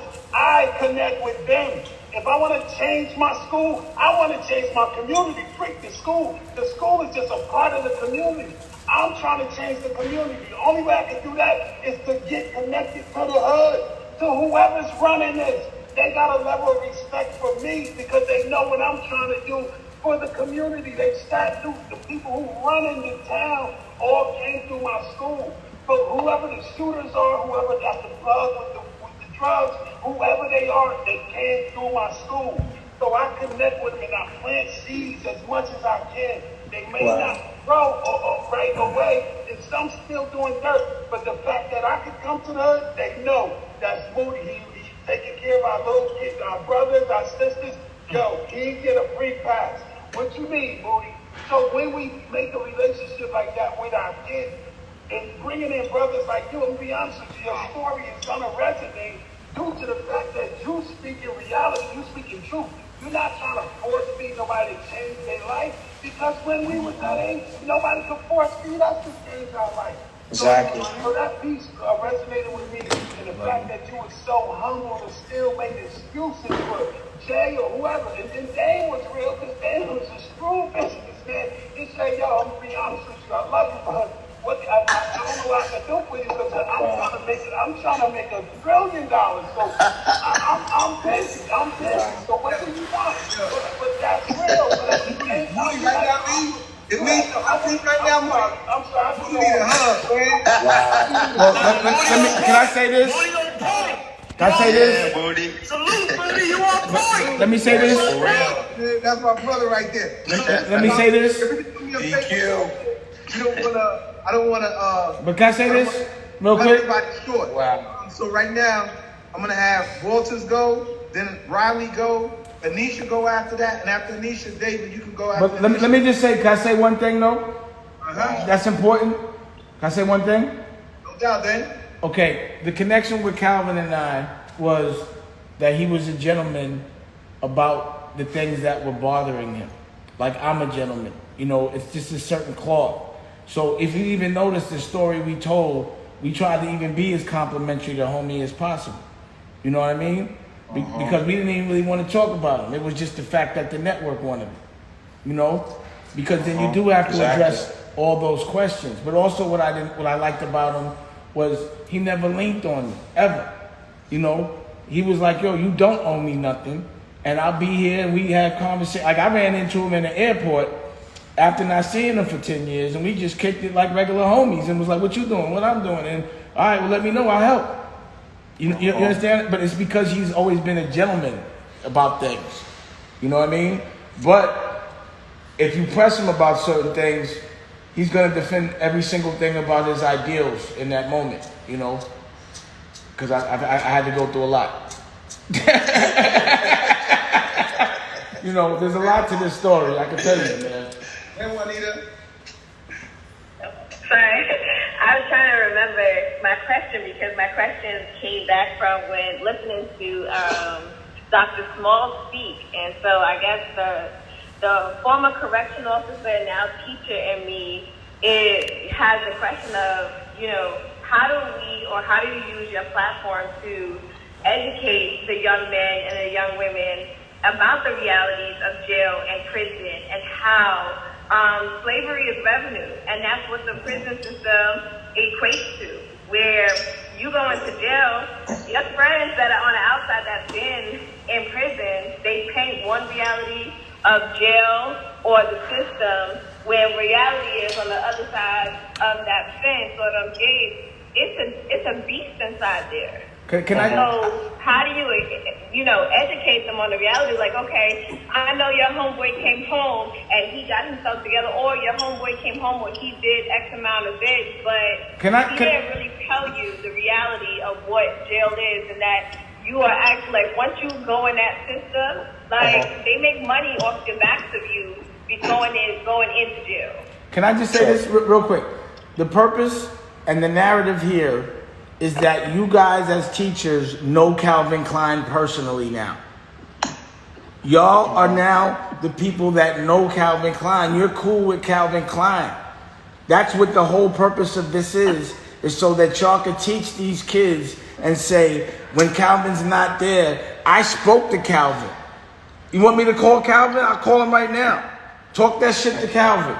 You can say, what, Calvin's this, that, and the third? Like, I've been in situations where someone says some slick shit about Calvin, and I get to put him on the phone with him. All right, well, then say it right now.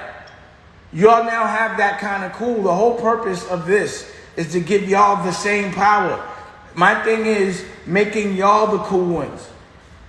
That's the whole thing. So y'all don't have to ask the questions. Y'all tell us and we show up. Y'all have access to the source. So that's the whole purpose of this, is for y'all to give us that direction. No, not an ask.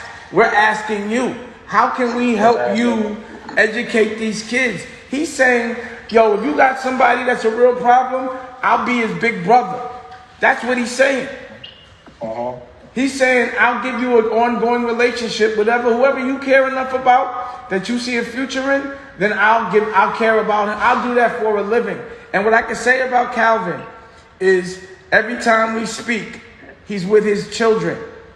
And every time he's excited, you can see that the wealth, all that shit that he had, he wasn't as happy as he is right now when he watches his kid and we talk randomly. Like, I'll call him and be like, oh, yo, hold on, I'm in the park. My daughter's on the swing. And that means it's real. And that's the part we got to show. The reason why I stand next to Calvin is to showcase, if you're going to do something wrong and have accountability, you can still be fresh. It doesn't mean broke. It means fresher. It means you make a movie about it. It means now you buy that Rolls Royce based on the fact you're teaching people. That's the purpose. I don't never contradict what you're saying, but I'm gonna say this on behalf of the principals. I'm gonna say, how the fuck can you get a little kid that's 15 years old getting money in the streets to look 25 years down the line and see the woes of his ways? That's what they saying. You gotta show him how. I'm gonna tell you. You gotta show him how to get some money right now. Exactly. Let me say this, right? And I say not even I say at 15 years old. I say at the age that I was making all the money in the world. Me too. What good is a man with money if you don't know what to do with it? And a kid at 15 years old is buying cars, they're buying jewelry, they try to play out to the lifestyle. You know what I mean? So that was my biggest problem not knowing or not even more. I spent $250,000 in one day in 1990 on Christmas. You know what I'm saying? That's probably the most I spent in one time in my life throughout. But I always say that I never had businesses. My money always went to the streets. I always bought more and more drugs. I always took care of more and more people. And I always gave myself that excuse. But at the end of the day, when you're talking about somebody that's 15 years old, I understand that. They want the big cars. They want everything else, though. But that money just going to come and go. Because as soon as they get locked up, a lawyer is going to take every bit of it. Calvin, let me tell you how I'm changing the narrative. This is how I'm changing the narrative. Remember I used to give Rockefeller chains out? Everybody, every principal will get a chain.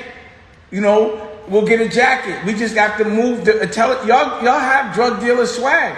I can't even believe y'all principals. This is bugging me out. Y'all niggas, y'all sound like y'all just came home. I promise you. I'm like, this nigga, where are these principals? The girls, they dancing, they talking about, it's like, it doesn't look like, y'all don't sound like principals traditional. So this is the answer. Like these problems that you had before and these frustrations, they don't exist anymore.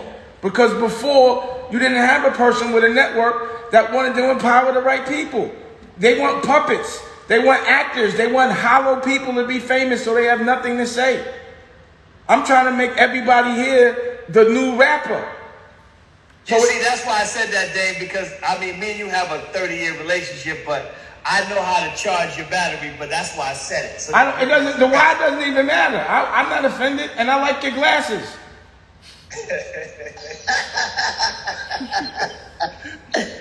Hey, Riley. Hey, Lisa. Go, Riley. Yes, so a couple of things that I was thinking about as you were talking, Calvin Klein, and I just want to echo everyone and thank you for sharing your story and being as open and as transparent as you have been, because most people won't go that deep because, like you said, it brings back memories that people really don't want to even touch upon, but they don't realize that what you go through is for somebody else's healing. So, you know, we have to figure out a way to communicate that the story that you are sharing, because we are a society, a culture that loves stories, that it's a marathon, not a sprint, right? And so there's things that you have to do in order to make sure that you have the stamina to continue the marathon of life. And one of the titles that came to mind was, you know, the journey interrupted by choices, right? So everybody makes choices. You're on your journey, and then your journey got interrupted because you made choices. And at that particular moment, the choice seemed right because of what was going on, and because of what you've been experiencing, and because of what you have been exposed to. And I made that choice. But then you have to realize, once I make this choice, what's the next move? And there's a saying in the world of faith that says, first they love the man, then they love the Bible, then they love the God. So for those of us who aren't familiar with the streets, or haven't been in the streets, or haven't come from the streets, the people that in the streets first want to see the integrity purpose, right? You real, you about it, you about that life, you know what I'm talking about? And so that's why they love you, to the point where they can listen to what you have to say, and then they can decide to make a choice. Another thing that I saw in your story is friendship, because you kept your word. You was a man of integrity. You did what you needed to do. So that's important in the streets, and that's important with our kids. If you real, you really about integrity, because there's no way if you were some sucker nigga, that when you came home would everybody be willing to help you and want to be there to support you. So although you made those choices, your core values was still about being true and integral, and as Dave said, called you a gentleman. That's why the universe still blessed you in that way. So understand this. So kids need to understand that although they're making these choices, right? Because one thing I tell my daughters, there's always the goal. Some people go from straight from A to B, right? Some people do A, D, C, B to F, right? And then there's people that do like this swirly thing to get to the goal, right? So although you may have done this swirly thing to get to the goal, Calvin, it was still in you, and you were able to tap into it. And so it's just about how, when you do this story and you communicate, because it's hard for me to even give any more feedback because we haven't seen the other 5 parts to it, because the other 5 parts may answer a lot of questions that we're having. But what I do want to say this is going to dictate the other 5 parts. It gives those of us who aren't exposed, who don't really know the grit and the grind that happens. And this is real talk. And the other thing it gives is those who are in that life opportunity, because whether you are a female or a male that have been living that life, you can always make a different choice, whether you're 14, 15, 51, or 61. Just make a choice. Just make a choice. That's what I need to add, and that I saw out of that. And hopefully that it is communicated throughout the continuous types of the next 5 parts of it. And I also want to say, when you speak from the heart, you say a whole lot that can be grasped on, hold on to real tight, so you can hear it and you want to like just grab it. And so thank you for speaking from the heart. Thank you so much. Thank you so much. Anisha, go. Anisha, David, Kioki, and then City. Get Anisha. Okay, hi. One of the things I just wanted to highlight, I love music. I played a saxophone. I was in a marching band. My favorite artist is Earth, Wind & Fire. And I say that because I think having a conversation with the band was so hot because, music is part of our spirit. When we are during slave times, having that concert, that song, I think is key. So I just want to acknowledge that piece. My question, Dennis, can I share my screen? Yeah, you can. Okay. Because I think I'm really inspired, and I think I would love to just share, so what I've been thinking about, I just started a Google Doc, and I just started the Calvin Klein, and I just thought some pre-questions was, do you dream, and what do you dream about? And are we able to turn that group, clearly I just typed that. But what good money is, and just thinking about money, and I think that would be a nice stock market connection. But listening to connect, and I think that's one of the things I get as a theme. We listen to connect and then building those relationships. So I'm not going to go through all the stuff, but I just have to tell you the essential focus. I just wrote this message, but 3 key literary connections. I thought of Langston Hughes in your story, A Dream Deferred. And I was like, what happens to a dream deferred? Then I thought about the book, When I Discover Who I Am, I'll Be Free. Awesome. And then connecting to your story and your plight, you are that character. So it took me to Shakespeare. It took me to all the different things that we all have these opportunities. But MLK was in prison, right? And he wrote from Birmingham, and he said, freedom is never voluntarily given by the oppressor. It must be demanded by the oppressed. So thinking about the power of the story and just having the music and the climax, think about vocabulary, riding shotgun, OT, pause, over-incarcerating myself. I have to tell you, I did go to Hampton. I grew up in Queens. But when Noriega had that song, I'm OT, Virginia, that was my song, because I wasn't going OT, but I was OT, but for purpose, right? So when those certain songs, I know the risk, I know I might not be having those certain risks, but I know I was speeding through Delaware, and I know I could get caught, right? So there's still the songs, the power of the message of the music, I think is definitely something to highlight. So I just sent this to Dennis. It's just having the character development that a number of our colleagues said, the connections to literary work, and just thinking and highlighting the chains and what coherence looks like, looking at significant events, getting locked up in 91. Well, what was happening in your community in 91? What was happening in the senators? Like, who was in those seats? Right? Who was sitting there passing what bills? Why was that sitting situation? I'm looking right now in Cambridge Heights. I'm looking at this whole building being built. What's going to happen to my community, right? So we can look at that, look at the JFK development that's happening right now. Billions of dollars being pumped in the system, but I can't get fresh food from where I live right now, that's a problem, right? Exactly. So then just looking at the movie rubric, thinking about if you want to take this game to another level and have a rubric, or to your Calvin Klein, if you want to have something to have when you do a talk, here's a rubric, right? Knowledge and understanding, thinking and inquiry, communication, application, and that's a big piece. So when we talk about meeting with senators, what is those lobby questions, right? So you only get 5 minutes with someone in your face. What's your message? Or Supreme Court, 30 minutes. You got to say what you're trying to say in 30 minutes. One, having wraparound services, mentor programs, permission to feel, conversational intelligence, and rules and next steps for engagement. I didn't finish that piece, but I think those are just some real clear takeaways that I got from watching that, and I'm inspired to really think about what those next steps look like. I want to give a standing ovation. That was a standing ovation. That was a standing ovation for that one right there. Standing ovation. That was great. That was full on. He is available to come to LA tomorrow for conversation. Well, let me find out that you got charged just as our conversation earlier. I'm just gonna pass those notes to the editor. I'm be like, you give me, look, you let me in, I'm going in. All I need. I have no excuses now. I got to step it up. Thank you. All right. Thank you. And so let's go.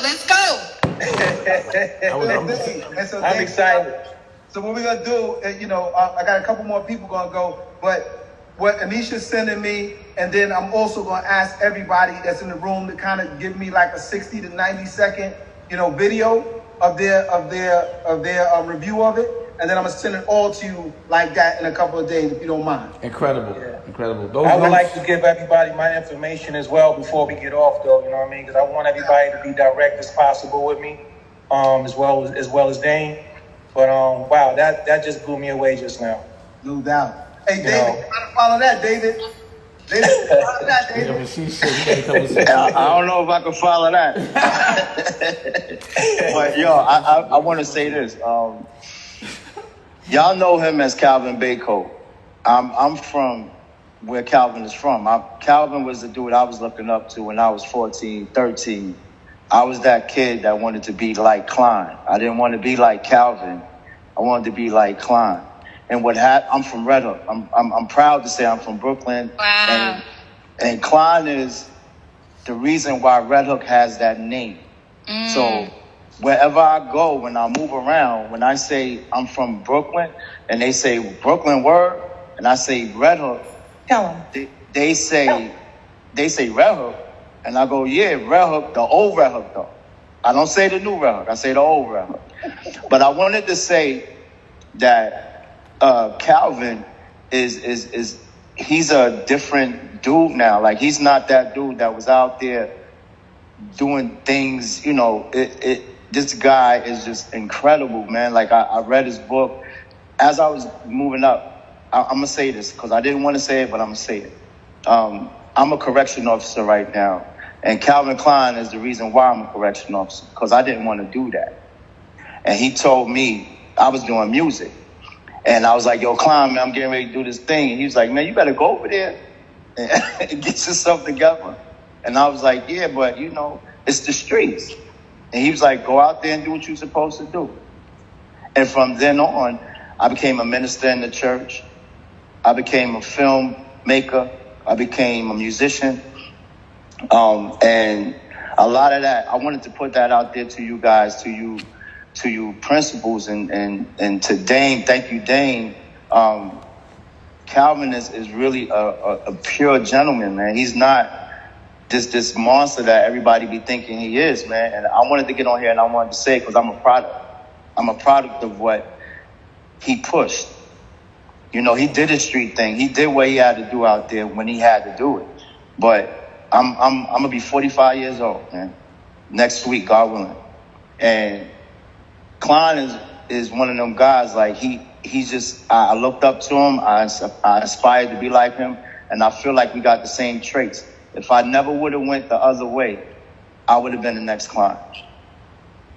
And Moody got me charged. That's why I wanted to say something, because Principal Moody, he had me going crazy, and I'm like, yo, that's me. I went through the system. I went through alternative school. I went through all of that, 600 schools, and I wanted to be that dude. I wanted to be that dude that would body you in a second if I had to. And at the truth of it, it just saved me from all that turmoil, and of course God's hand. But I didn't know when I was 16 that I was going to be sitting here on a Zoom with Dame Dash and all these esteemed people and Calvin Bacon. I didn't know that. So God had a plan. And I just wanted to say to you guys that this dude, Calvin Bacon, that's right here right now, it was a question that someone said that, what can he say to a 15-year-old that don't want to hear that? What can he say to a 15-year-old that's trying to get back up on the streets? All I'm going to say is people aren't impressed by what they see. Right now, they're looking at this kid 6'9" that just came home that's supposed to be the biggest thing in Brooklyn right now. They're looking at that right now. I'm dealing with that in the correctional system. I'm dealing with that with who's supposed to be the next biggest street dude and how the jails is going to rise after that dude come in. And who's the snitch and who's this and who's that. Calvin turns the diameter around with all of that because he's the one that inspired the top billionaire in America, which is Jay-Z. He inspired that, and I could have been the next one. So that's what I wanted to get up here and say, because I know it's impressionable for a 15-year-old to see somebody like a Calvin that don't want to hear that. I didn't want to hear that, but it made an impression on me, and it let.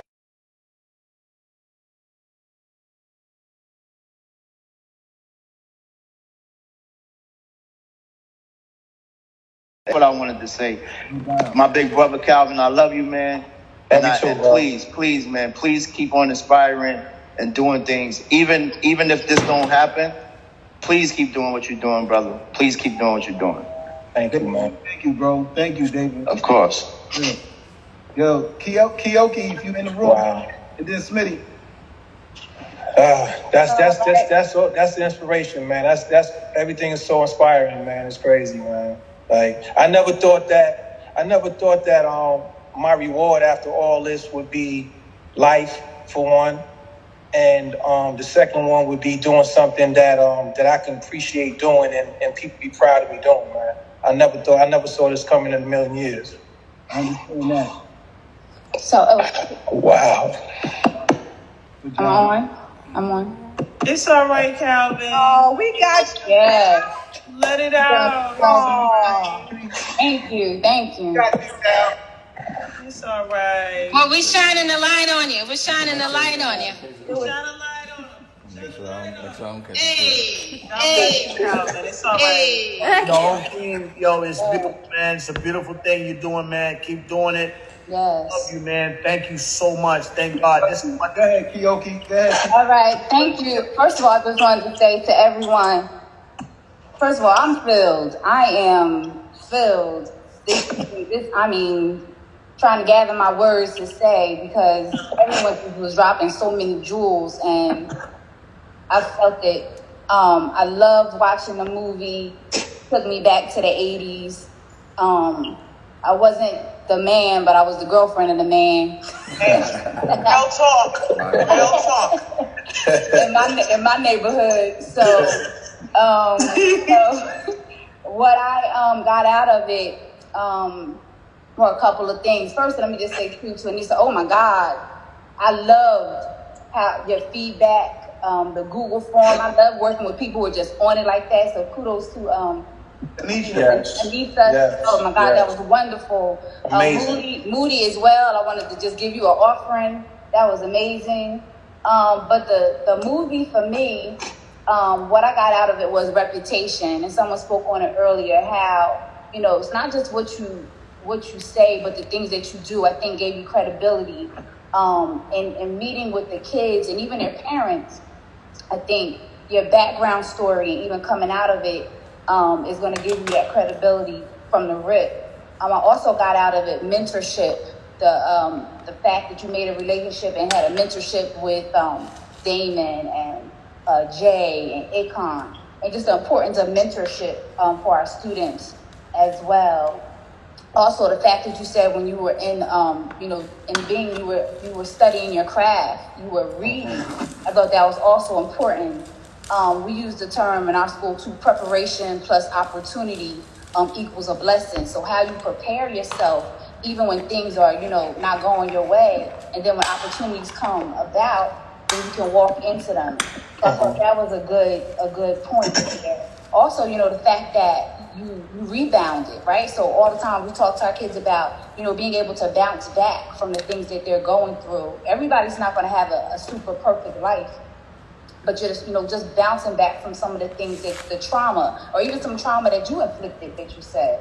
The other thing I wanted to point out, I think what I try to use with my kids is, the power of having both sides of your education. We call it sidewalk university, right? So sidewalk university plus your traditional education. Some of the smartest people that I know never went to school. You know what I mean? They never went to school. And even our kids in school who, have that intuition, business mind, they can size you up. They tell me from the first day, I tell my teachers, your observation happened the first day. I get the feedback from the kids in the lunchroom, if you're going to make it or not. It wasn't me. The kids that tell me whether you're going to make it or not. So our kids are very intuitive. So I think that's another thing, not discrediting the fact that all your education from, being in the world, being a hustler, and how that transformed and probably gave you some real insight to, transferable skills to what you're doing now. So I think that was amazing. But let me say this real quick while you're speaking, though. I was growing up, I was an avid reader, as a kid in public school and things of that nature. But my behavioral problem was my issue. I was in special ed from junior high school all the way up until high school. I did nothing for school, but it seemed like when it was time for me to take a test, it was just there. I didn't have to study or anything like that. And that was my way of passing. I can't even answer it to the day though, but I didn't finish school. It took me a long time to get my GED until I took it serious in my 30s. I think it's back to what Dame said. I think the last time we were together too, it's different forms of education, right? So, you being able to transform or being able to read or being able to hear what the teacher is saying. And sometimes even in our classes, we got kids who don't turn in a lick of homework. But they can be in class and they can, tell you from the top what's going on. So I think, that part of the story and that part of what you're going through is going to be transferable. And kids are going to connect to it. Just going back to some of the feedback that the other people were talking about. You got to make that connection. And if this is part one and it's moving on to the next part, how did you pull yourself up? For me, it was surrounding myself around people that were doing it, right? Being under other mentors and having teachers say to me, you know what? Because sometimes you don't get to see the fruit of what you're planting, right? So, we don't always get to see it, but we keep planting it, we keep planting it, we keep planting it. We keep talking to our kids about it. And then they come back and they tell us, what you said, I said that. So I think we just keep at it that way. And the last thing that I'm going to say, because I got so many notes here, but like I said, I was really filled today, so thank you for that. Thank you. Is that you continue to speak your truth. My mother used to always say the truth needs no defense. So you just keep speaking your truth and it's going to resonate with the people that it's meant for. So thank you very much. Thank you so much as well. Thank you. Hey, Smitty, your turn. You going to round this out for us, Smith? What's up, everybody? How you doing? Good, man. Just an incredible presentation with that documentary. And I grew up in East New York, and even back then, I heard Klein's name, and I never even met the man in person. And one of the things that stood out just from that is, that saying, real recognize real. For me, that's just about living your truth, whatever that is. So the fact that even when he came out and was at the halfway house, the whole connection with Akon was because who he was, whatever his truth was at that time, stood out, right?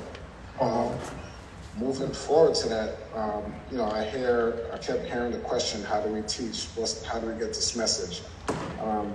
It's like Dame said, this platform here was created for us to have the real talk about things that are important to us in our community and rewriting the narrative.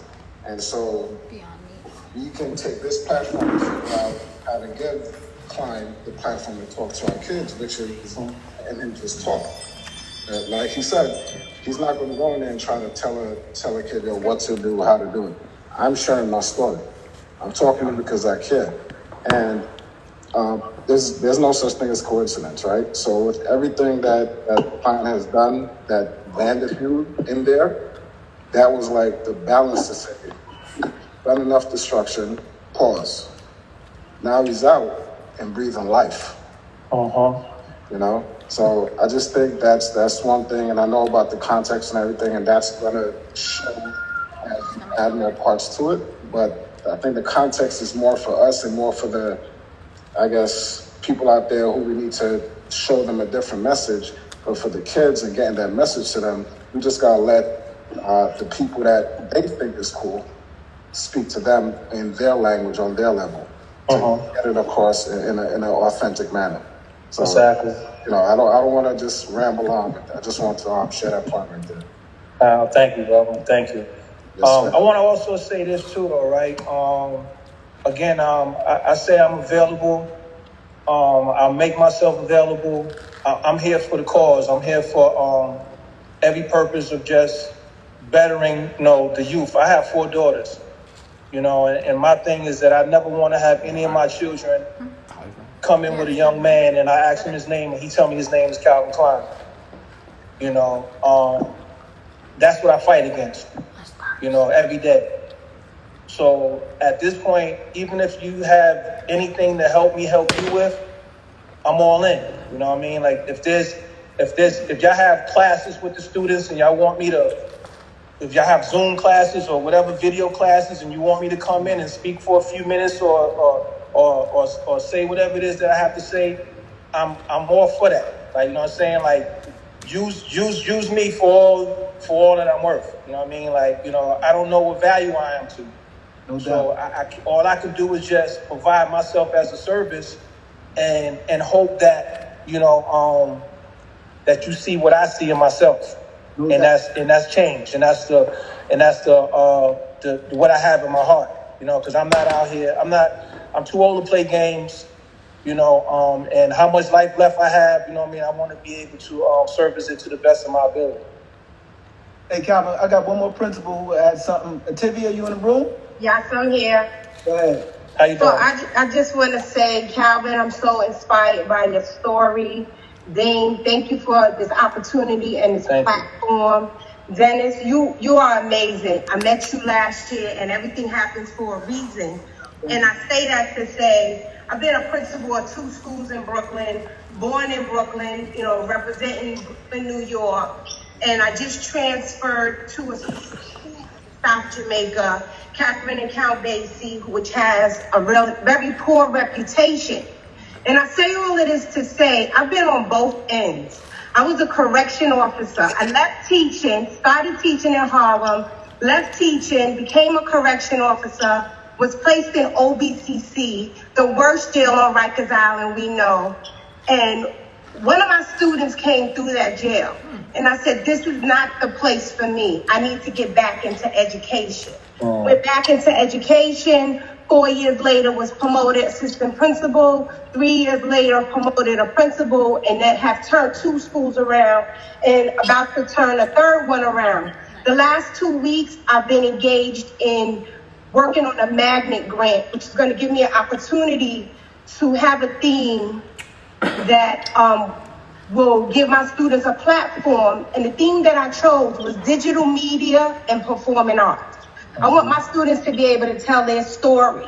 So just sitting here listening to you and having Dame Dash, one of the most biggest music producers who now going into movies, on this platform, I know that my theme was right on point when I decided to do digital media and performing arts. So I thank you. Listen to Anisha just break everything down, just gave me even more light on how I have to strengthen the summary of what I'm putting into this magnet grant to ensure that I get it. $2.5 million over the next 5 years in a New York City Department of Education school is a lot of money. Bringing you in for that platform that I'm going to create when I receive that grant says a lot. Having Dame Dash baby come through as well will speak value to what will happen to that school community, and me being the principal will be changing the narrative for so many children in South Jamaica.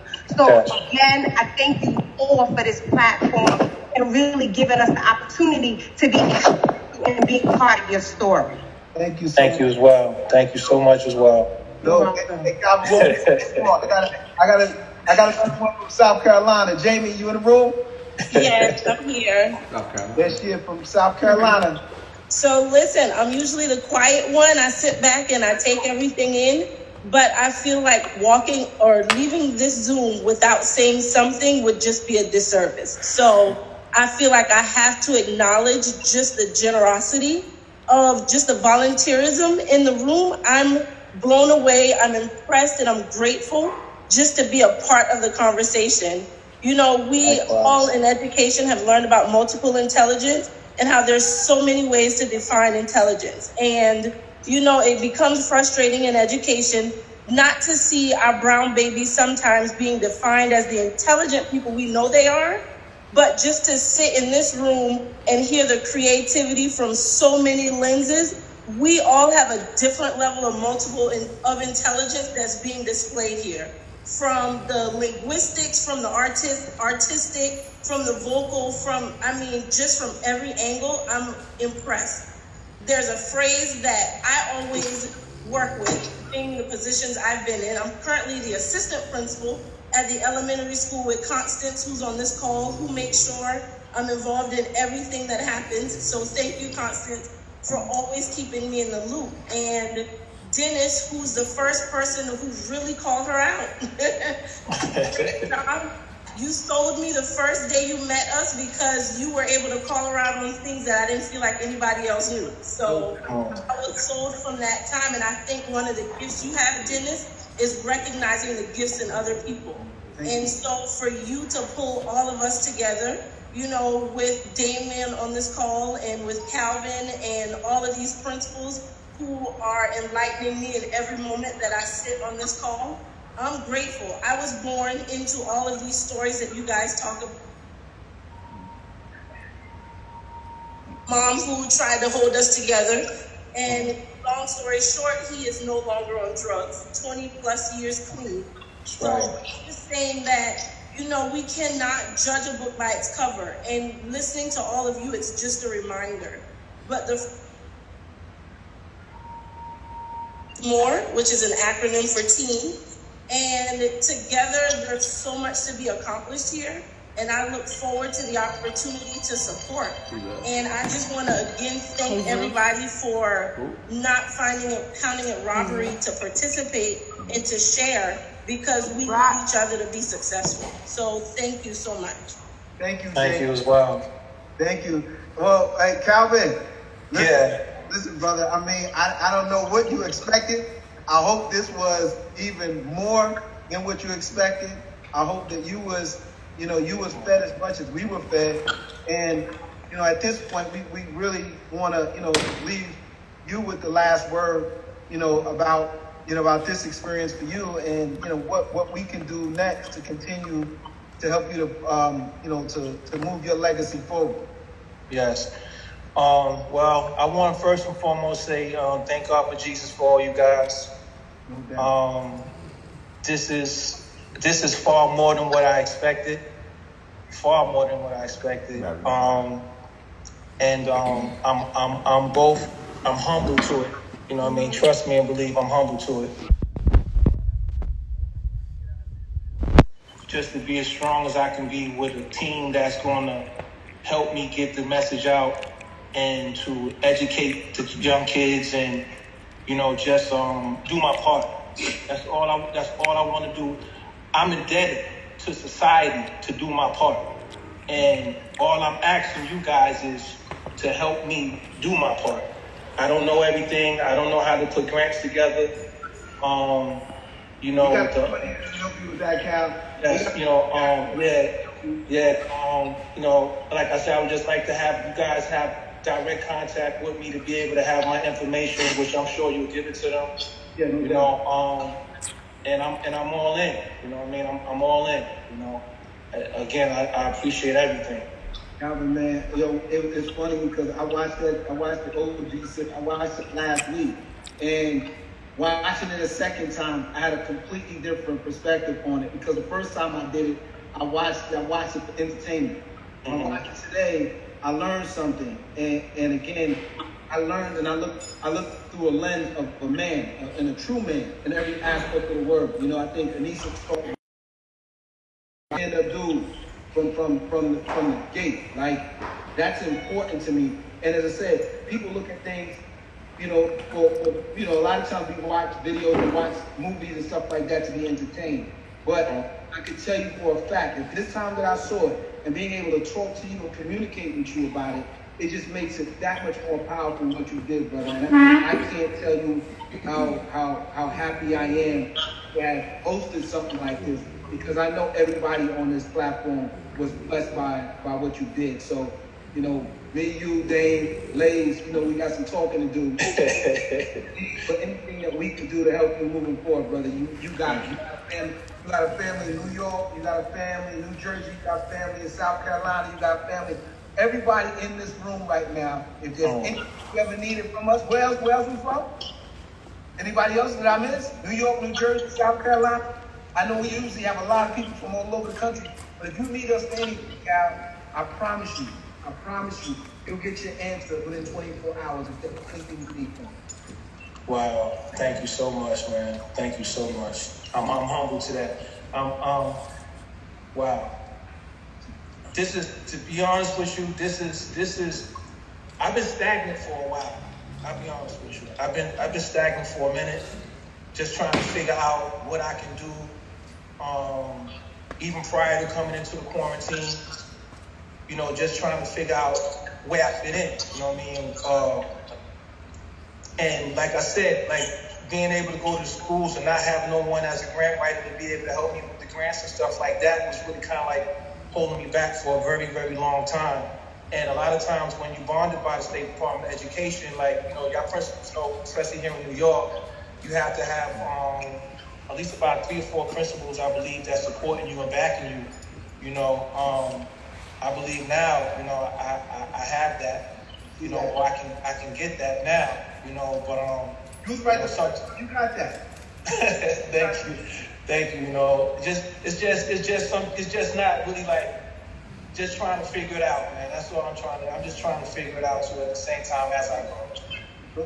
And listen, man, again, this ain't a one and done for us. You know what I'm saying? If you say, yo, D, you grab the principles again for me, we're going to do it again. So it's not about, this is the one time and, we going to talk to Calvin and that's it. We hoping that if you say next week, I got another idea, you think you can grab the principles together, listen, it ain't nothing but a text from them. And I'm going to tell you right now, almost everybody in this room, within 2 minutes of me texting them, texted back and said they were going to be here.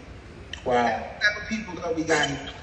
Within seconds, they were hitting me back, I will be there. It's a Friday, man. It's a Friday. And they here with us for 2 hours and 15 minutes already. So you just got to know the quality of people in this room, man. Ain't no duds in here, none. I feel that. I feel the energy, man. I wouldn't have gotten as emotional as I did if I didn't feel it. You know what I mean? So trust me. Gangsters cry too. Well, listen, they gangsters up in here too, man. Hey, Dave, you in here? I'm right here. All right, Dave, man, holla at us, man. Tell us something. Well, Get out of here. I definitely knew that there would be some intelligent talk, and every time I talk to y'all, there's a lot of ideas. But again, having y'all there, it makes it where there's accountability. You know what I mean? And I like that. I like accountability. I think it's important.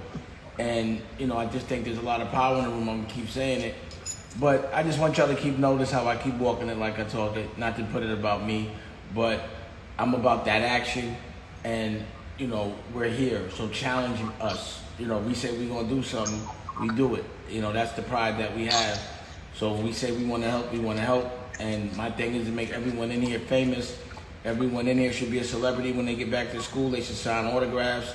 And I think when you have that voice, when you say smart things, that's the influence we need. The influencers to be intelligent and to love others before themselves, which is clear that that's why y'all here. And that's what I need. And also it's good to talk to smart people. You know, I live in a world where people... Can I ask you a question? Do I get my email? Could I get my email and my information out now, or do you get that out? I'll get it all. We'll switch. We'll get it. I'll give it to me and I'll give it to him and he'll distribute it. We'll be good. Okay, great. I got you. I need to holler at Anissa if I'm saying her name correctly. You know what I mean? Like, you know, I need to holler at everybody. Trust me, though. But that right there just blew me away. You know what I mean? She's way ahead of me with all that, dude. I got to catch up with that. Yeah, so what we're gonna do, Calvin, as I said, I'm gonna ask everybody who's here if you could just text me a 60 to 90 second video that I can upload into Google Drive or whatever, and then send it over to Calvin, you know, just in case you missed something. That'd be more appreciated than anything, you know. So and me too, I need it too. Put the face with the words, and I think, you know, it'll forever be etched in his brain as somebody, as you know, some people here who generally cared about him enough to basically give up almost 2.5 hours of their day to bless him. He thought he was coming to bless us, yo. He thought he was coming to bless us, and look at him. Yes. I'm full. I'm full. He's gonna go to sleep after this one. So wow. I want to thank Dane for doing this. I want to thank Calvin. Yo, you are amazing, brother. We love you. We love you. I got to love every one of you. You are a part of family now, and anything that we could do to support you moving forward, you got it. You know what I'm saying? Ain't too often you gonna find dope ass principals like this in the room talking that talk and understanding what's up. So we got you, and if there's anything that you need, bro, just say it. Thank you. I appreciate you guys. Thank you. All right. Thank y'all. Thank y'all, principals, for coming. Have a great weekend, and don't forget, Happy Mother's Day to all of us. Happy Mother's Day. Stay safe, guys. All right, y'all. That was heavy. All right. Mother's Day, ladies.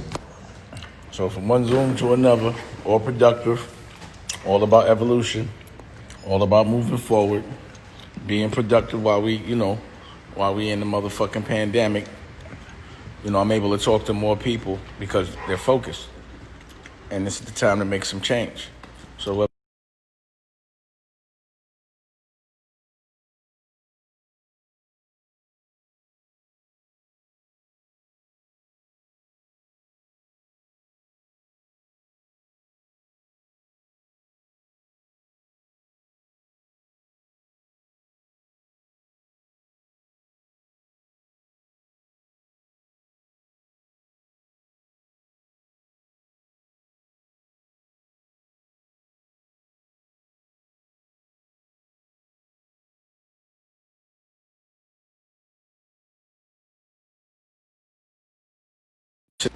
whoever's sitting around talking some stupid shit, just get the fuck off my live. But if you're about evolving and helping, then stay. You know, if you're insecure about the fact that you're not doing nothing, you should be, you know. But you should try to help yourself. Learn from this, you know. So I got more work to do. My grind doesn't stop. It's Friday. I got shit to do, and I'm having fun doing it. And again, everything I'm doing is about us focusing on being better, period. And big shout out to everyone that just was on there, all those principals, Lays, Dennis, everybody. They killed it. I'll holler back. And, you know, love's love. Holla.